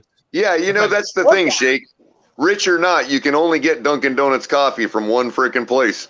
You know, so you know, I guess they have to conform if they want Dunkin'. You know, no shit. If I'm rich, I'm getting Starbucks. I don't care. Well, the new big dog in the game is Cold Stone. You get Starbucks Cold even Stone. being poor. I mean, you know. Cold Stone Creamery. Dude, their coffee is more expensive than most McDonald's breakfasts. Yeah, that's what I'm saying. But you're already affording it even in the poorhouse, man. I like to get value for my buck. Yeah, I just don't prefer drinking my coffee out of an ashtray. Yeah, I hear you. I get one of my favorites ones is caramel ribbon crunch, and for a medium, that's like $5. Oh, jeez. That's for a medium. Oh man. Bro, I'm watching people invent new hamburgers. Now it's what, the loaded nacho hamburger? I can picture shaking his white socks and Filas with a freaking Starbucks cup in his hand. Wendy's. Hey, let's Wendy's guess one has a thing. nacho I wear hamburger now. my black socks and my Walmart generic slippers. Oh, generic Filas. All right, I got you. And black socks. Are those the Pumas? No, they're the and ones, the Walmart and ones. Oh, and ones, right? Hey, you know what I found out when I was working for Adidas? That Puma was actually ran by the guy's brother who owned Adidas. So Puma's pretty much, I didn't know that, man. Puma's pretty much like the, you know, like subsidiary. A subsidiary. Yeah, Adidas. The guy who created Adidas, his brother went off and created Puma. I never knew that. So you know, in Colorado, they got special. They don't just have flip flops in Colorado. They got snow flip flops made by FUBU. Hey, I remember the best flip flops I've ever put on my feet, man. They're like big freaking like rubber freaking cushions, man. Hey, did you catch that story on the Air Jordans? Apparently, Adidas was like a Nazi subsidiary. The owners of Adidas had been part of the Nazi party or whatever. Oh, well, you know, you find a lot of that, Kahari, because a lot of these companies are still. Some of them have been traded and go by different names, but remember, before they took over, these were regular German companies, and so After Yeah, the it's just war, regular they industry. resumed being regular German companies. You know what I mean? Absolutely. Volkswagen. BASF is one of them. Yeah. Bayer is another. Well, Merck. Merck, I think, was the company originally that was the company that made the old ZB. You know, Yeah, for lack of a better word. Yeah, Hugo Boss has actually had ties directly to the Nazi Party. Hugo Boss. All I know is, And the guy that invented the chemical that they used, that he was actually a chemist that made fertilizer, and he came across that and sold that to them. And his wife divorced him over it. Knew what they were going to use it for and divorced him over it. Right. Yeah. All I know is the older your company is, the more blood you're gonna have some blood in your hands. No doubt, no doubt. Yeah, man. the older. Yeah, even the likes of Coca-Cola. There will be blood. There will be blood. Oh yeah, what a great movie! What a great movie. Yeah, because back then you can't beat Daniel Day-Lewis, bro. I mean, I keep telling everybody about him, but I drink your milkshake. Look, I'm against regulations as much as the next man, but they're there for a reason, man. Because back in the day when it was Wild Wild West, boy, if they're allowed to do anything, they will do anything. To make a profit. Yeah. Sell you snake oil, you know what I'm saying? Especially the Wild Wild West, exactly. Well, the Colorado boys playing hard. And that happens in mostly new industries. Well, that's Travis Hunter. When a new industry comes on board. He was the #1 overall recruit in 2 or 3 years ago, so don't be shocked. He plays both ways. That guy's NFL bound, man. Yeah, you don't need as much regulation on mature industries, but new industries, you need it. Oh, I'm not opposed or in favor of regulation. I'm more in favor of people getting a dictionary. Like, I want the regulators and bureaucrats to open up a dictionary and look up the word regulate and tell me what the damn definition is. Because all it really means is to make regular. It doesn't mean over governance or anything. It just means to make regular. If somebody's out there making a chemical that's killing a bunch of people, that's not regular. You know what I mean? Or if Home Depot's out there gouging people for a sheet of plywood during hurricane season, that's not regular. You know, It's so definitely not the government regular. does have the constitutional authority to make regular, i.e., regulate. Yeah, but if they're mad because they use a certain font or a certain color in their uniform, that's going over your boundaries. Exactly. That's not right. Exactly. Is it legible? If it's legible, it's regular. No reason to regulate that. Yeah. Be long as it's legible. Hey, well, I mean, that's the system of politics. We quibble over that. But you're right to bring it up, though, Shake. The excesses of the late 19th century, the jungle, Upton Sinclair. I mean, people were dying, eating meat. The jungle, that's the one we all had to read in school. Yeah. And to make that point exactly, which is why I brought it up. So, Yeah, they were letting fingers go off into the meat grinder, whatever, man. The hell, rats getting cooked in a batter of chicken. Oh, man, come on. Now we just call that was a rat that got accidentally fried in a batter of chicken. But hey, Crypto, now we just call that Wendy's. Yeah, right. But you know what's funny is I hear all the time where peanut butter, you're allowed to have a certain amount of roach parts or rat parts, whatever. Wow. And still serve it, whatever. Hey, you got Pete in the background color. Pete I don't eat peanut butter ever again. Oh, I'm sorry. Pete, what's up, Pete? Let's DFS it up, man. Pete's Takes. Who is that? Do we know him? No. I don't know who that guy is. I'm a little weary about this guy, Pete's Takes. Can't never forget. I heard about him. After what happened last night. Let me That's that guy, bro. After what happened last night with our verbal streaker. I know what happened, Carlos. There he is, right here. Look, see.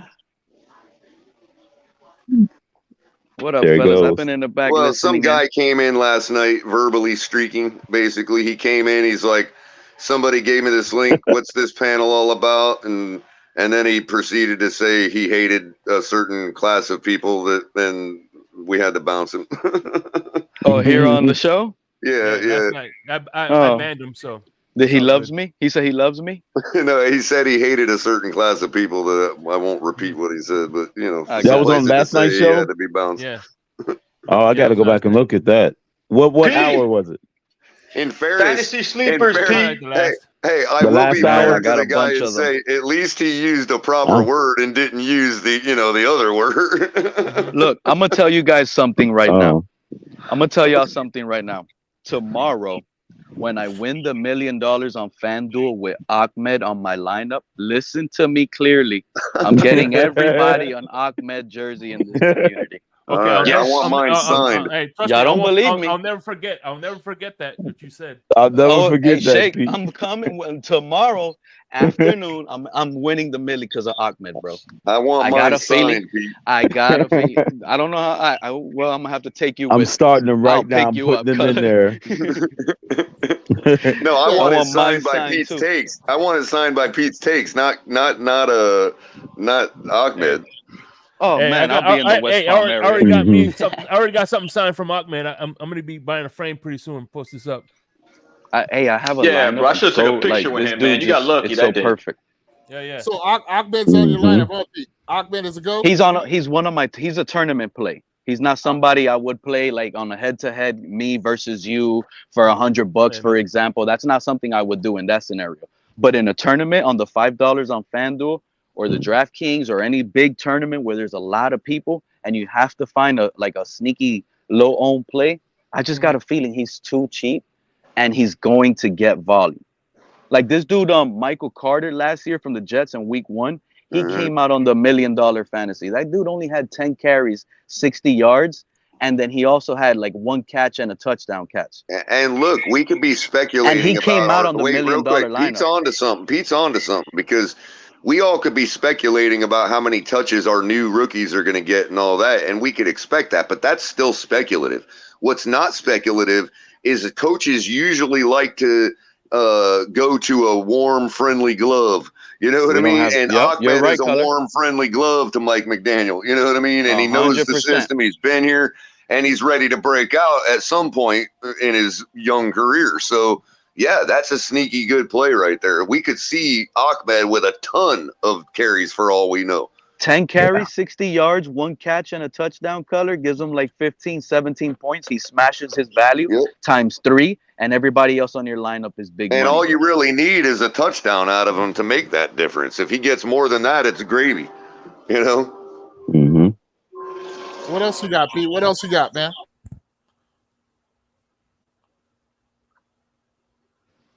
Give me 2 minutes. I'll be right back. Okay. We'll give you 2 minutes. Thank you. I'll be right back.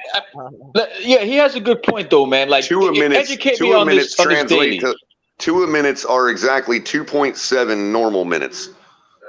Educate me on this daily. What is it? Just pretty much keeping it below the salary cap is just pretty much it, right? Yeah, pretty much. Cap daily fantasy is a way to basically, you're playing fantasy, but everybody can get exposure to every player because there's no draft. And it's week to week. So you're going to have a lot of rosters with the same players on them because obviously these players produce. So what it boils down to is how do you differentiate yourself with the normal lineups? Because everybody's going to end up putting up lineups, and of these certain players, and they're going to have a slot left open where they only got like 3,200 left out of their 50,000. So you can play the same guy against the same guy, possibly. Right. That happens all the time. What basically you get 50,000 for your roster, okay, and all of the salaries of the players go up and down based on their performance, based on the odds makers, Vegas, and all of that. They set their price point for each player. And so it's really about buying low and selling high. Maybe you get onto a player people forgot about. He has a breakout week. Everybody else starts rostering him the next week, and you're already off of him. It's just stock market. You know what I mean? Yeah, well, exactly, Colin. You took the words right out of my mouth. It's basically like day trading. And the reason DFS is such a good thing to do along with your season long is because it's a good way to keep track of trends. Which players Right. are trending up? Like a guy whose value was raised by like a couple $100 this week may have a good matchup, or he may be trending up in terms of his overall usage. Right.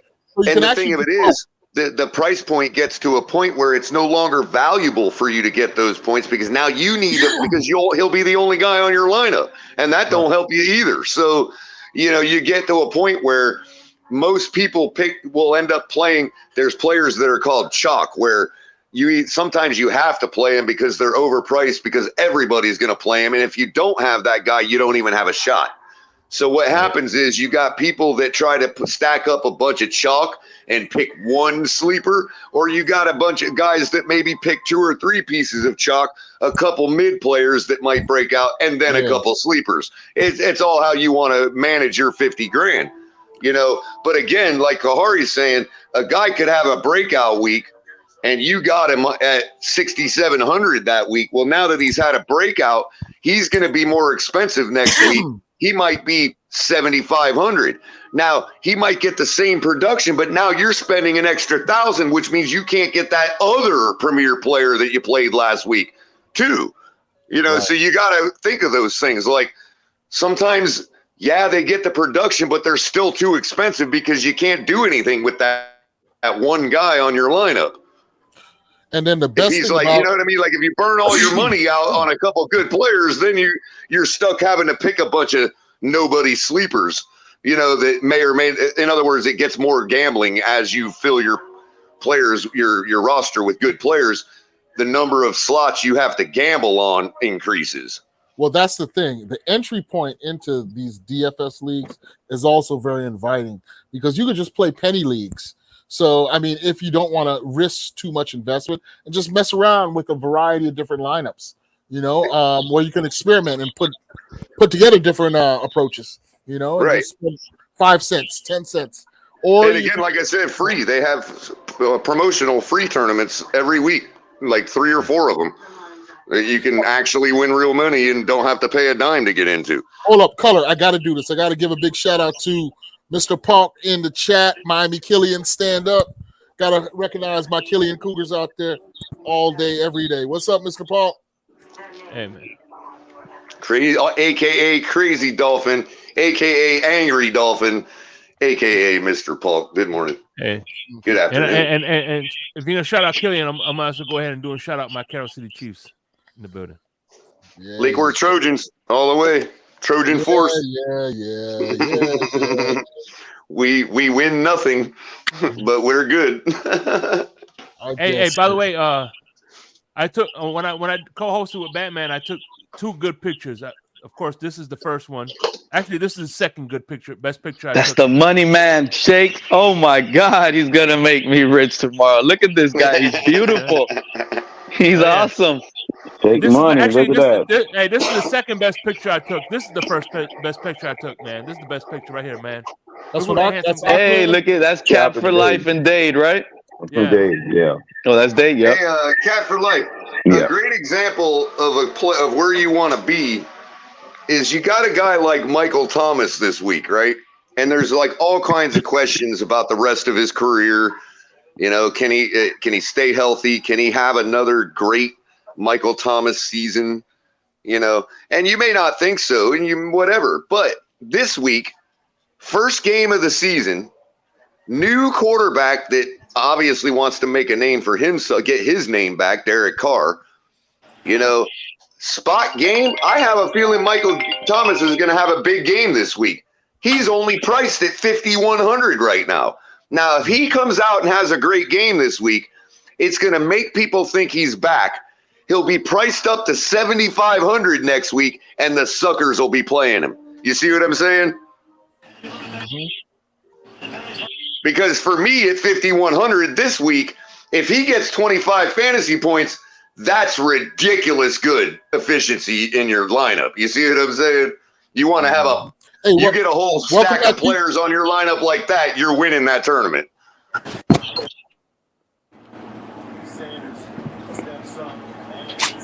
Because you could get all that production out of them and then still have enough money to drop in the chalk at the top of the list. The chalk this week being Austin Eckler.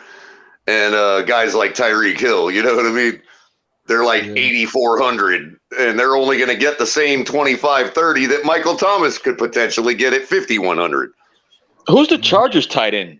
I mean, I remember last year it was Gerald Everett. Gerald Everett. Yeah.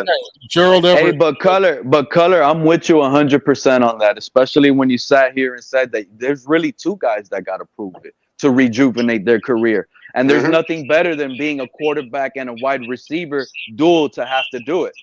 Right, and that may be the only week. In other words, his career might not get rejuvenated. This is the crazy thing first about game out of the season, this is the one he's probably going to make the statement on. Okay, like having the biggest game, I believe that. But this is something I believe that he's the type of player. If it happens week 1, it's not going to stop. Week 2 is going to be again a hot play. But it'll get to a point where he's too expensive for that production. Exactly, but it's gonna take like 4 to 5 weeks, even if he probably has good, decent games. Exactly, and that's knowing when to get out of it. Like when he starts getting priced up each week, you're like, all right, I can't really justify that anymore. You know what I mean? And the same thing I have about Odell Beckham with the Ravens. He's gonna be the biggest issue there. The Bucks. Where's the? I'm just saying, like these other receivers that are coming back off of injuries that are gonna come back to rejuvenate and prove themselves. You got Odell Beckham and Michael Thomas. Yep, you know? and I add Chris Godwin because look, the common denominator also, Pete, is that these guys have quarterbacks that just got to a new team that were considered to be above average and have had shitty seasons the past couple seasons that want to get out the gate and use their best receiver to get their name back in the good graces of the people.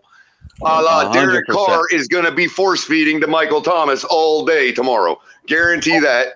Baker Mayfield is going to rely heavily on Chris Godwin for another example. Lamar Jackson likely is going to try to force it into Odell. You know, so there you go. Those are good stacks right there too. Godwin is a good play, bro. I wouldn't play them all together like that, but I mean, now whether they can do it or not, hold on. Whether those quarterbacks can actually do it or not, that's the gamble you're making. Yeah. Well, hold up, Pete. Talk to me about Odell Beckham. Odell Beckham or Rashad Bateman? Somebody earlier brought up Rashad Bateman. We had that discussion last night, Kahari. It's really tough because.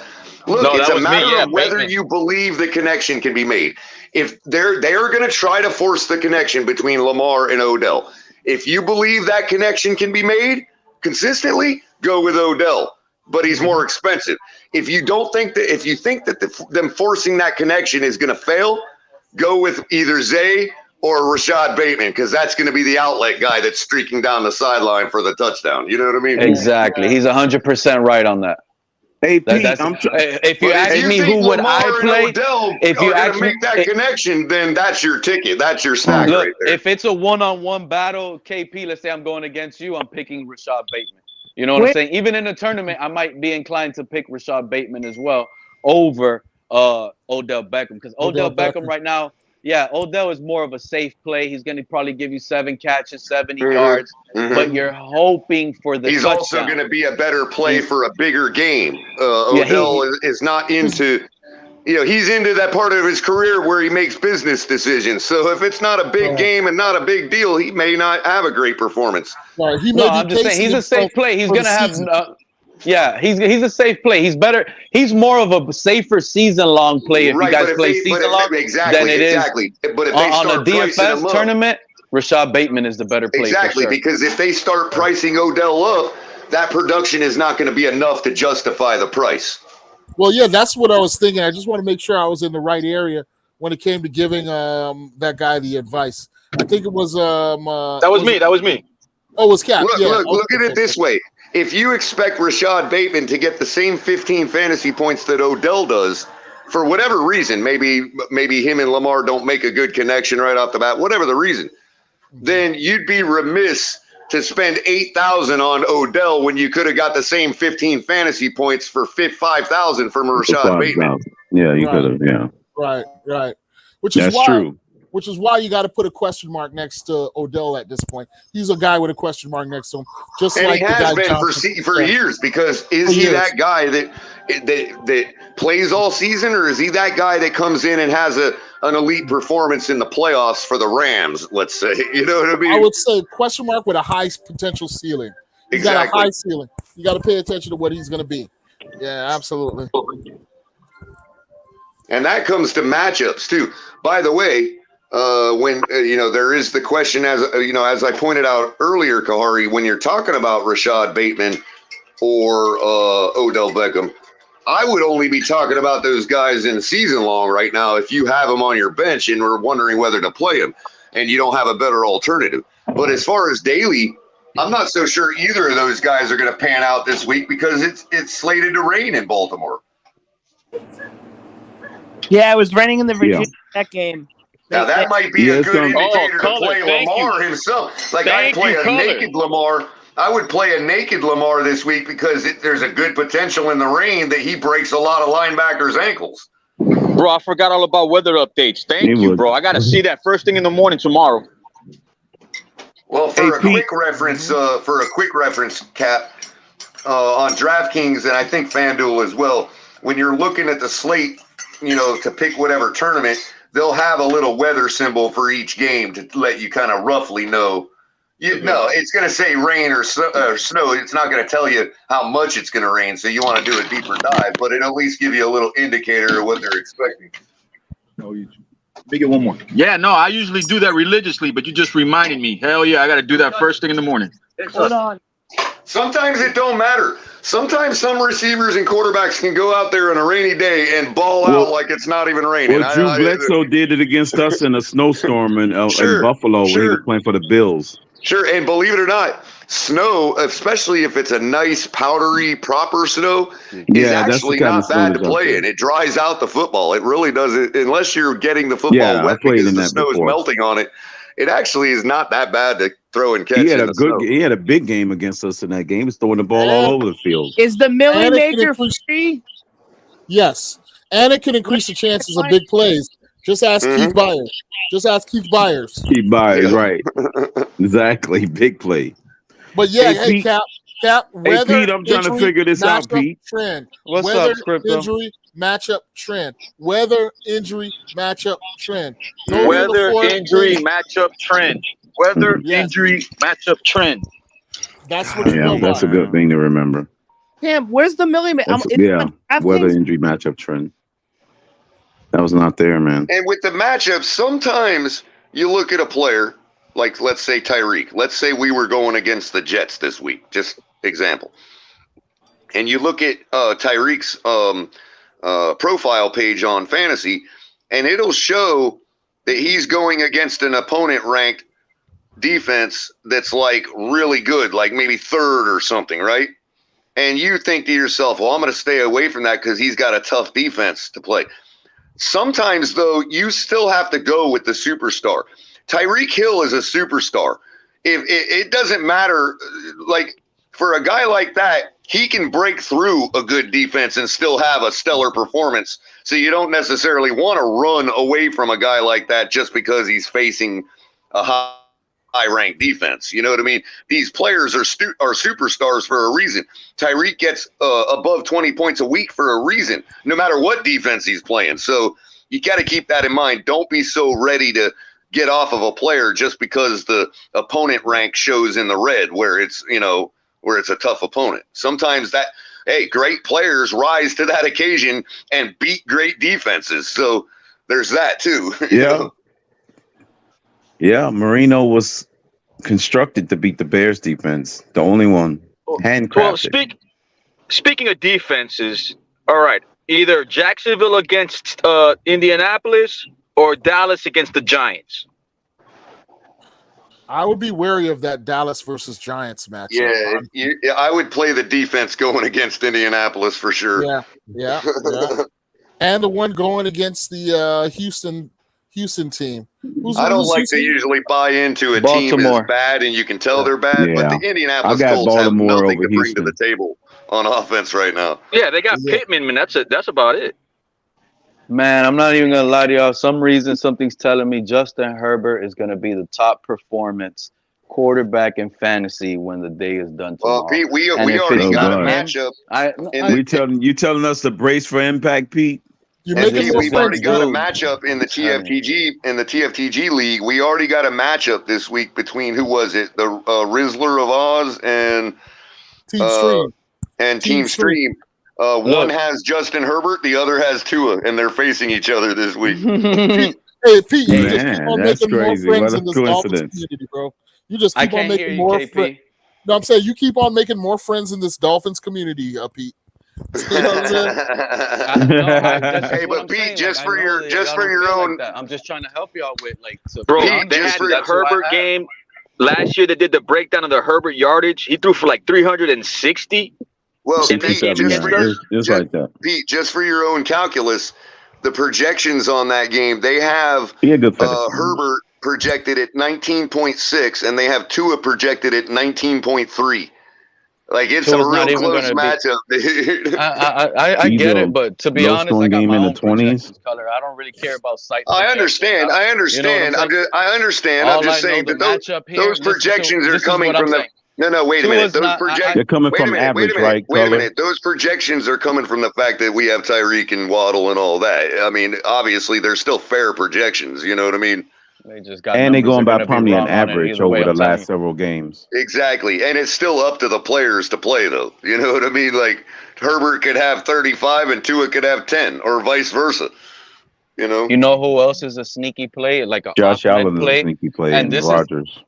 This is actually, I have more confidence in this guy than I do with Ahmed. That's how I know it's a bigger and a better gamble with Ahmed. Give me a sleeper, bro. The sleeper tomorrow is going to be Joshua Kelly for the Chargers.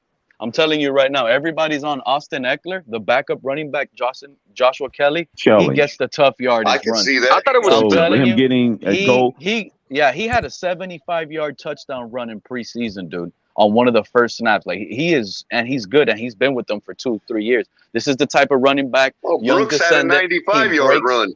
Yeah, he breaks out.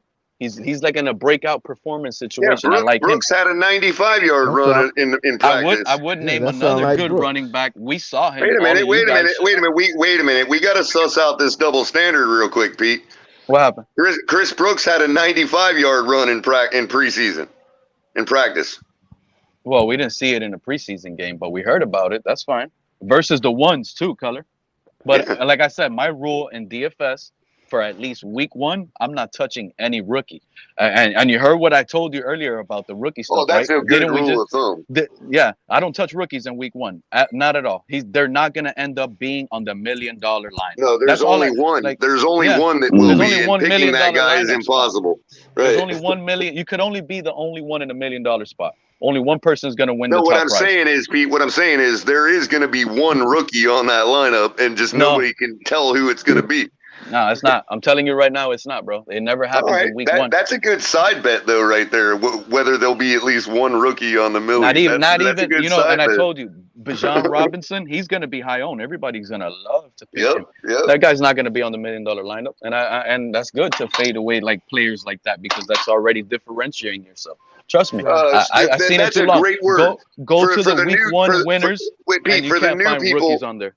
For the newer people to fantasy, explain what a fade is. That's a really good term you just used, and an important term. And it goes along with what I was saying earlier about, everybody being on an $8,000 player for their measly 25 points when you could be on a $7,000 player that gets 30. So explain fading and what that actually means, to fade a player. Well, I can use a fade because my hair is getting too long. Me too, Shake. You ain't the only one, man. I got to get my fade touched up too, Shake. I got to get it touched up. Man, I'm wolfing, bro. I'm wolfing. Yeah, and I usually get my cuts. That natural fade. My hair is fading away. I got to fade my beard, man. I need to fade my beard. So to answer your question, I think everybody should know what a fade is. You're just fading a popular player in a situation where you feel comfortable they're not going to have that projected role. That's the way I think of it. So if I go along with if they're high owned and I like it, I'm playing it. I don't care what the percentage is on players. If I like it, I like it. That would be playing the chalk. That would be playing the chalk. Yeah. To me, the chalk this week, you got Nick Chubb is going to be on that $1 million line. Nick Chubb. Real quick, before you ask that, Greg, before you ask that question, Greg, I want to give a quick example of a great fade, or what would be a good fade, or an example of a fade. Thursday night, if you would have played Goff in the captain spot instead of Mahomes, that would be considered a fade. Yep, because you're fading the trend of everybody playing Mahomes for a guy that likely could get you 30 fantasy points if he has a good game in Jared Goff. So that would be a fade. You're saving the money to be able to apply it to a position player that's better. You see what I'm saying? Who do you guys it wouldn't have worked. Now it wouldn't have worked. Hold on. It wouldn't have worked Thursday night because Mahomes ended up being on the top lineup in the captain spot. But that's because of the way the game played out. You know what I mean? Like, Mahomes was only in the top spot because he had to come back. If he was leading the whole game, Mahomes would have likely had less fantasy points than he did. And Goff would have been the guy in the top spot because Goff would have been the one playing catch up, forced to pass more often. That's Mahomes the fade. You're saying I'm fading Mahomes for his opponent because his opponent is likely going to be playing from behind and playing a lot of junk time, a la Ryan Tannehill. This is why Ryan Tannehill helped me win a championship, because despite what people think about him, he was consistently getting 25, 30 points every week because of junk time.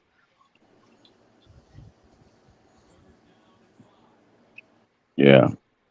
The fantasy league don't give a shit if the player's team actually wins or not. It only counts how many fantasy points that player got. You could have 11 players on your fantasy team that all lose their game this week, and you could still have the top lineup. So out of these three quarterbacks, who you guys think is going to have the most points? Justin Herbert, Joe Burrow, or Deshaun Watson? I'm going Deshaun Watson. Yeah. That's another row. Pete, you just reminded me of my fourth sneaky good play at mid-money for wide receiver, for a top wide receiver. Amari Cooper. For that very reason, the same thing. Deshaun Watson's going to want to come out and set David, the tone and right. David Bell. And he's going to rely heavily on Amari Cooper and David and Njoku. Yeah, Bell is pretty good sleeper, too. Well, the thing is, Bengals Browns is a shootout waiting to happen. Just like our game against the Chargers. Both are shootouts waiting to happen. And that's kind of what you want to target in DFS. You want to identify that shootout and pick the right one. Pick the right quarterback that's going to be on the right side of it. So, Yep. Hell, even make a stack out of that game. If you're sure about that game and a couple players in it, you want to make a stack too. Put Burrow or put Deshaun Watson with Amari Cooper, you know, and have Nick Chubb as your run back or Joe Mixon as your run back. You know what I mean? Or somebody like that. Well, or vice versa. Have Burrow and Jamar Chase with Nick Chubb as your run back. You know, this is why you got to be. That's exactly something. That's probably what's going to be in first place too. Pete, this is why you got to be thinking Njoku out of that tight end position. You know, 100% dominate that position week on, week out. Yeah, with him not playing this week, Njoku's overdue, bro. It's been 3 years. The fact that Deshaun wants to get back on top as quickly as possible, he's going to be relying heavily on the superstars. And Njoku produces early before he gets hurt. He's going to get hurt in week 4 or 5, and then you'll never hear from him again. Yep. Is Hooper still there? That's crazy. Lights up the scoreboard with 8 touchdowns. And Juco's a hell of a play because you got to remember he's actually part of the conversation of Odell Beckham and the Michael Thomas. Yeah, but he does go to sleep every once in a while, Pete. Like he'll go to sleep for a couple weeks in a row. That's been the past. That's tight end though. But that's the nature of tight end in general. That's the risk you play of playing a superstar at tight end, right? Yeah, he is kind of like a superstar because remember, they paid this guy a big contract like last season, I think, and everybody was crying that why would you pay him and this and that. So this is another guy that got a contract extension, and a lot of the people on the national media didn't agree.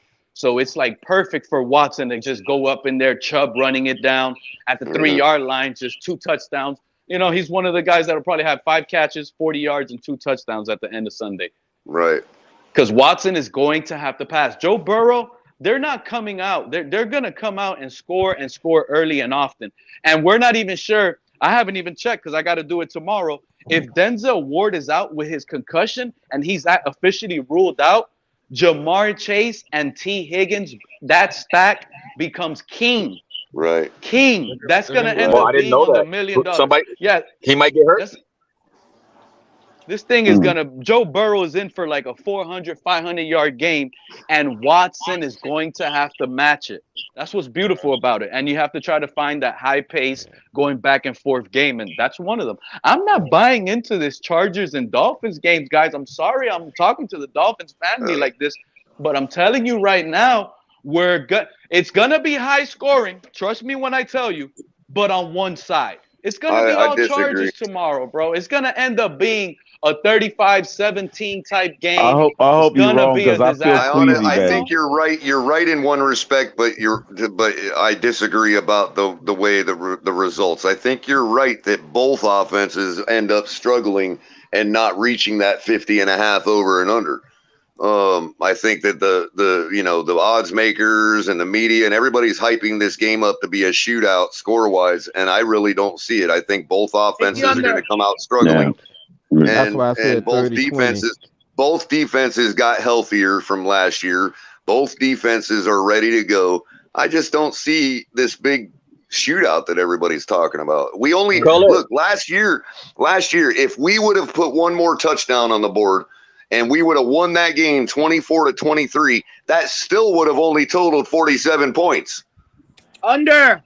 Right. And our defenses, both defenses were decimated last year when we played. Both offenses should have freaking rang up the score. That's why it's going to be a scoreless tie. Now you got both defenses are healthy, and it's the first game of the season where most offenses struggle out of the gate. I just don't see this shootout everybody's talking about. It's going to be a scoreless tie, 0-0. But I lose all my money betting, so don't take my advice. I mean, I could just be wrong. I don't know. Let me take your advice on this. Let me ask you guys this question on this particular game. Green Bay, I think they play Chicago. What do you guys think about Jordan Love? Is he ready? Weapons, man. His Christian Watson is out with a hamstring. His other receiver, Romeo Dobbs, he has a bad hammy, but he's questionable to play. Like, there's some sleepers there. If you want to go ahead and get some cheap receivers, there's some sleepers. But my favorite play in that game is actually Aaron Jones. I like Aaron Jones. He's gonna have to throw it to him a lot. They're gonna have to run the ball. It looks like Watson's gonna be out. Yeah. Long term though. This whole Fields is going to be a star now with DJ Moore, because to me, DJ Moore doesn't move the needle against a Jair Alexander. That guy's going to be shut down. He's locked down. Okay. So he's going to have to find another route. Okay, you can disagree all you want, but that guy's going to be shut down. And when I mean shut down, he's whoever just disagreed must have DJ Moore on their lineup. Yeah. I have DJ Moore in fantasy. DJ Moore's going on. Yeah. Hey, Cap, long term though. That was good. Cap, long term, keep your eyes on that Jordan Love connection with his wide receiver room. He's got all young wide receivers up and coming, highly talented wide receivers. We don't know exactly what they're going to become yet, but long term, look for him to build relationships and connections. Well, first game as a starter, I'm predicting Jordan Love throw 5 touchdowns this week. KP, listen, I'm going to break it down. Out of the gate. This is my squad. This is my squad. Ears and eyes out on Jaden Reed. Check it. Look, this is my squad, KP. I got Jalen Hurts. I got my quarterback, Jalen Hurts. I got my running backs, ETN and Herbert. My receiver, Ridley.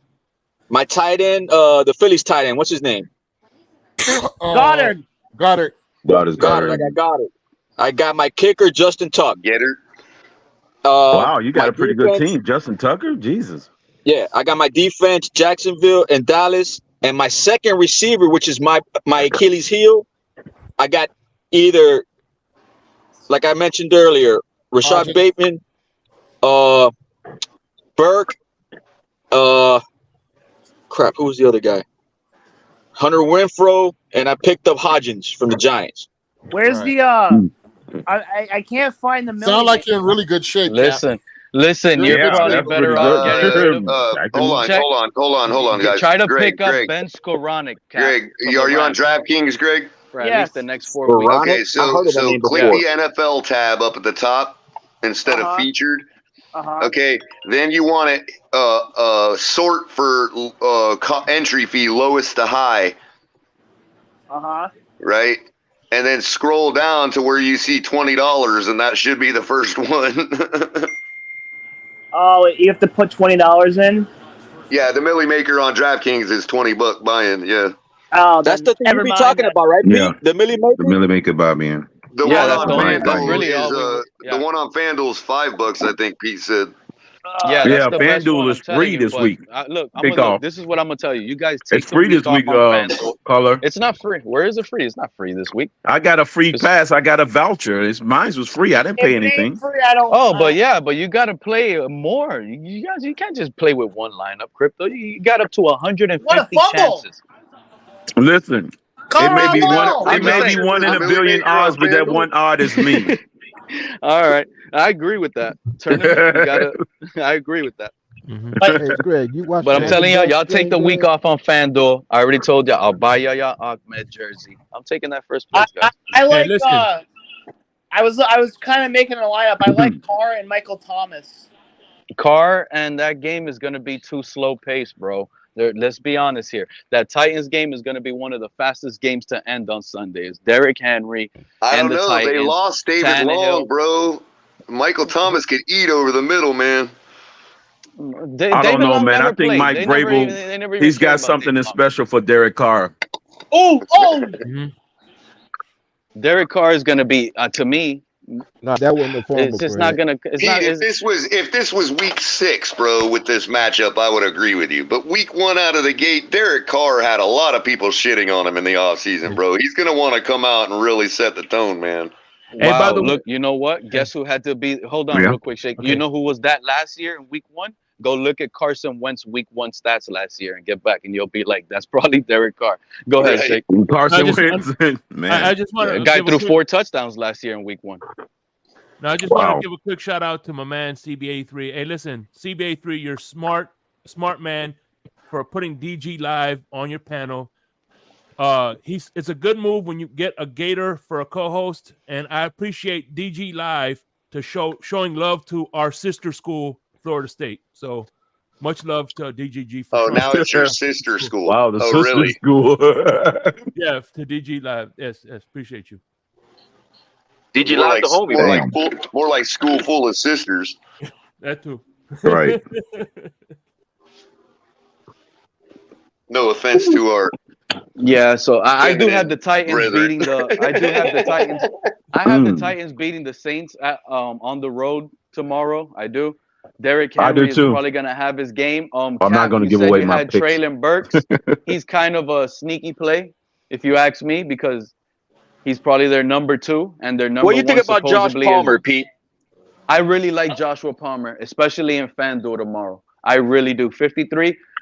If they shadow coverage Mike Williams with Xavier Howard, that's a neutral. You know, that kind of like balances them. They're both veterans, kind of aging. They're probably both the same speed by now. Now, we saw Mike Williams, what he could do, but that's a matchup that you might want to stay away from. And then if Herbert sees that it's working with Xavier Howard locking him down, guess where he's going to have to go? Keenan Allen against Kader Kohu, Joshua Palmer against what? Old-ass Eli Apple? Come on, Joshua Palmer is going to streak down that sideline and eat him for 6. Xavier locking nobody down one-on-one. I don't see that either. One of my favorite plays is Mike Williams. I'm telling you guys right now. Not one-on-one. They're going to give some. They're giving him some help. No, they're going to put Mike Williams on the left, and he's not going to travel. Mike Williams already marked him. I would much rather. I just can't see going for the 25th and the 27th most productive receiver last year over the 10th and the 2nd. Yeah, but that's why I got Palmer. Mike Williams gets hurt a lot.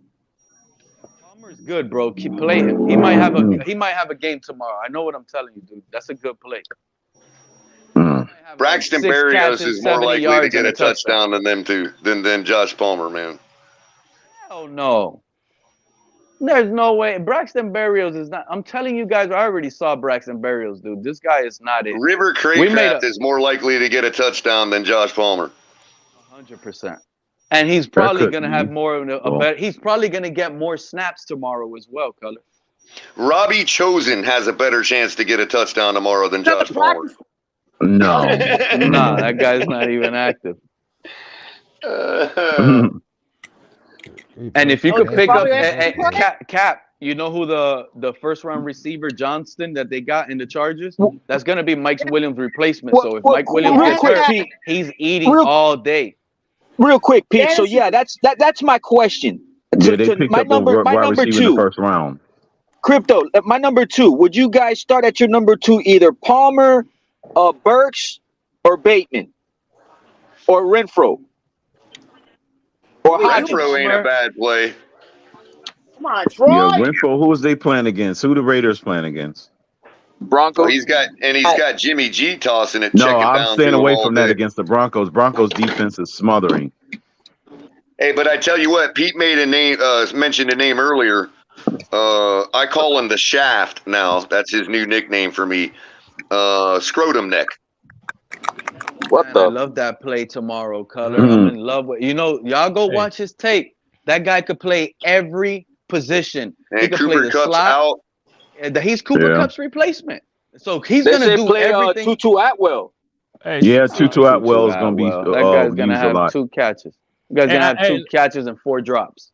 Who, Tutu? No. Yeah. I'm predicting 170 yards in total offense from that guy. Who, for Tutu? Yeah, Tutu's from the Bulls, man. He's from home. He's a home team guy, dude. Yeah, he's from home. Yeah, Northwestern. Yeah. Yeah. No, but Pete is a real fan because you don't understand.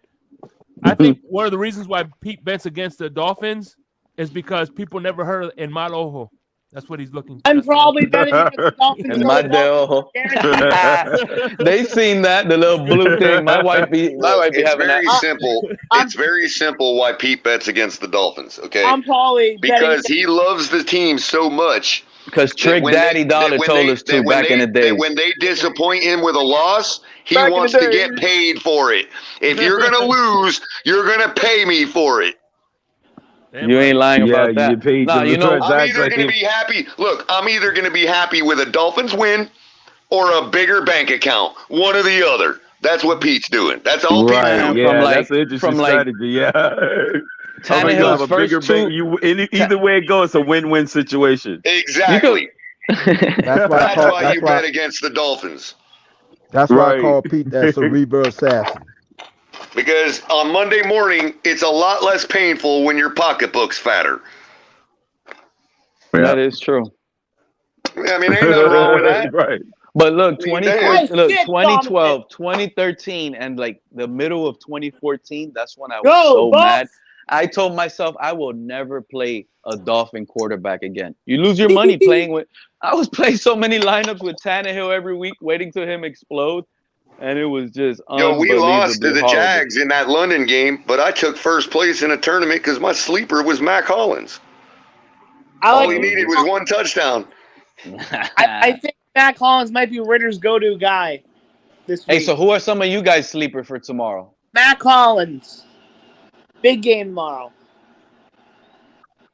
Jimmy G's going to throw it up like that? Bottom of the barrel sleeper, I already gave obviously the mid-price wide receivers that I think.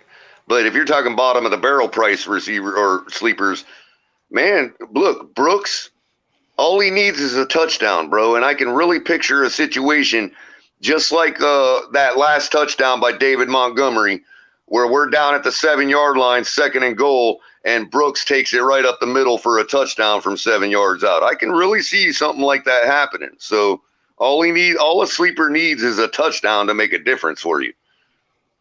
If nobody else has them on their roster. Interception. Wow, Colorado, make some noise. No way. So many new Colorado fans now. Like, what's going on? No, I'm a Coach Prime fan. It's a good game on Nebraska and Colorado. I don't care about none of that Colorado crap. 3-0 Colorado. Hey Pete, I'm trying to figure out. Scored a touchdown. Hey Pete, I'm trying to figure out, Pete, if I need to start Skylar Thompson tomorrow in my fantasy. Who gonna pick? Colorado! Pick! Woo-hoo! You start him when he's confirmed. Adam says, put your money where your mouth is.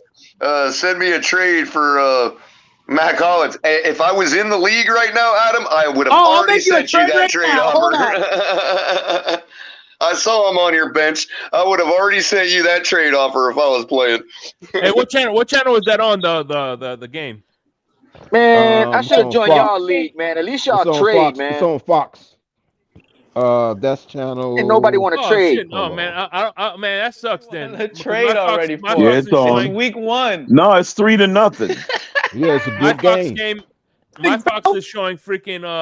The game is 3-0. Yeah. No, it's Nebraska, 9. It's 9-0 now. Oh, okay. Sure. They talking about the touchdown. Going deep, wide open touchdown. I saw it late because I'm on delayed tape. No way. I'm really delayed Dolphin, because I this don't know guy who the got hell a this pick. is.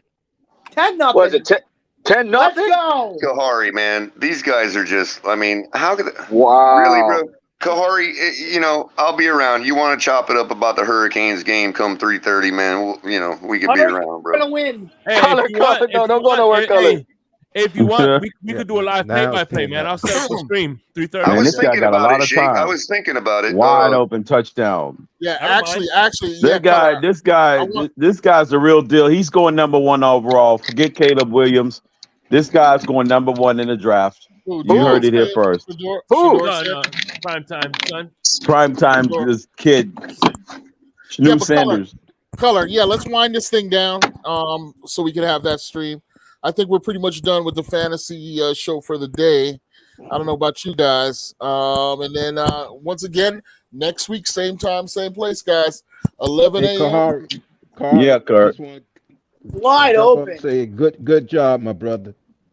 Hey, we doing the damn thing. We're doing the damn thing. Yeah, man. Good job, bro. Good stuff. All right. Hey, come back again next week. I'll be back next week. No Yeah. doubt, man. Appreciate you, man.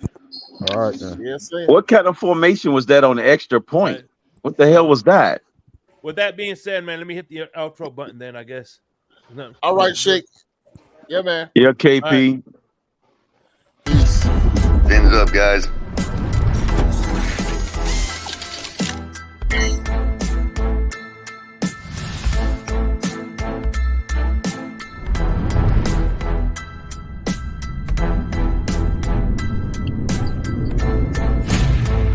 Bump, bump, bump, bump.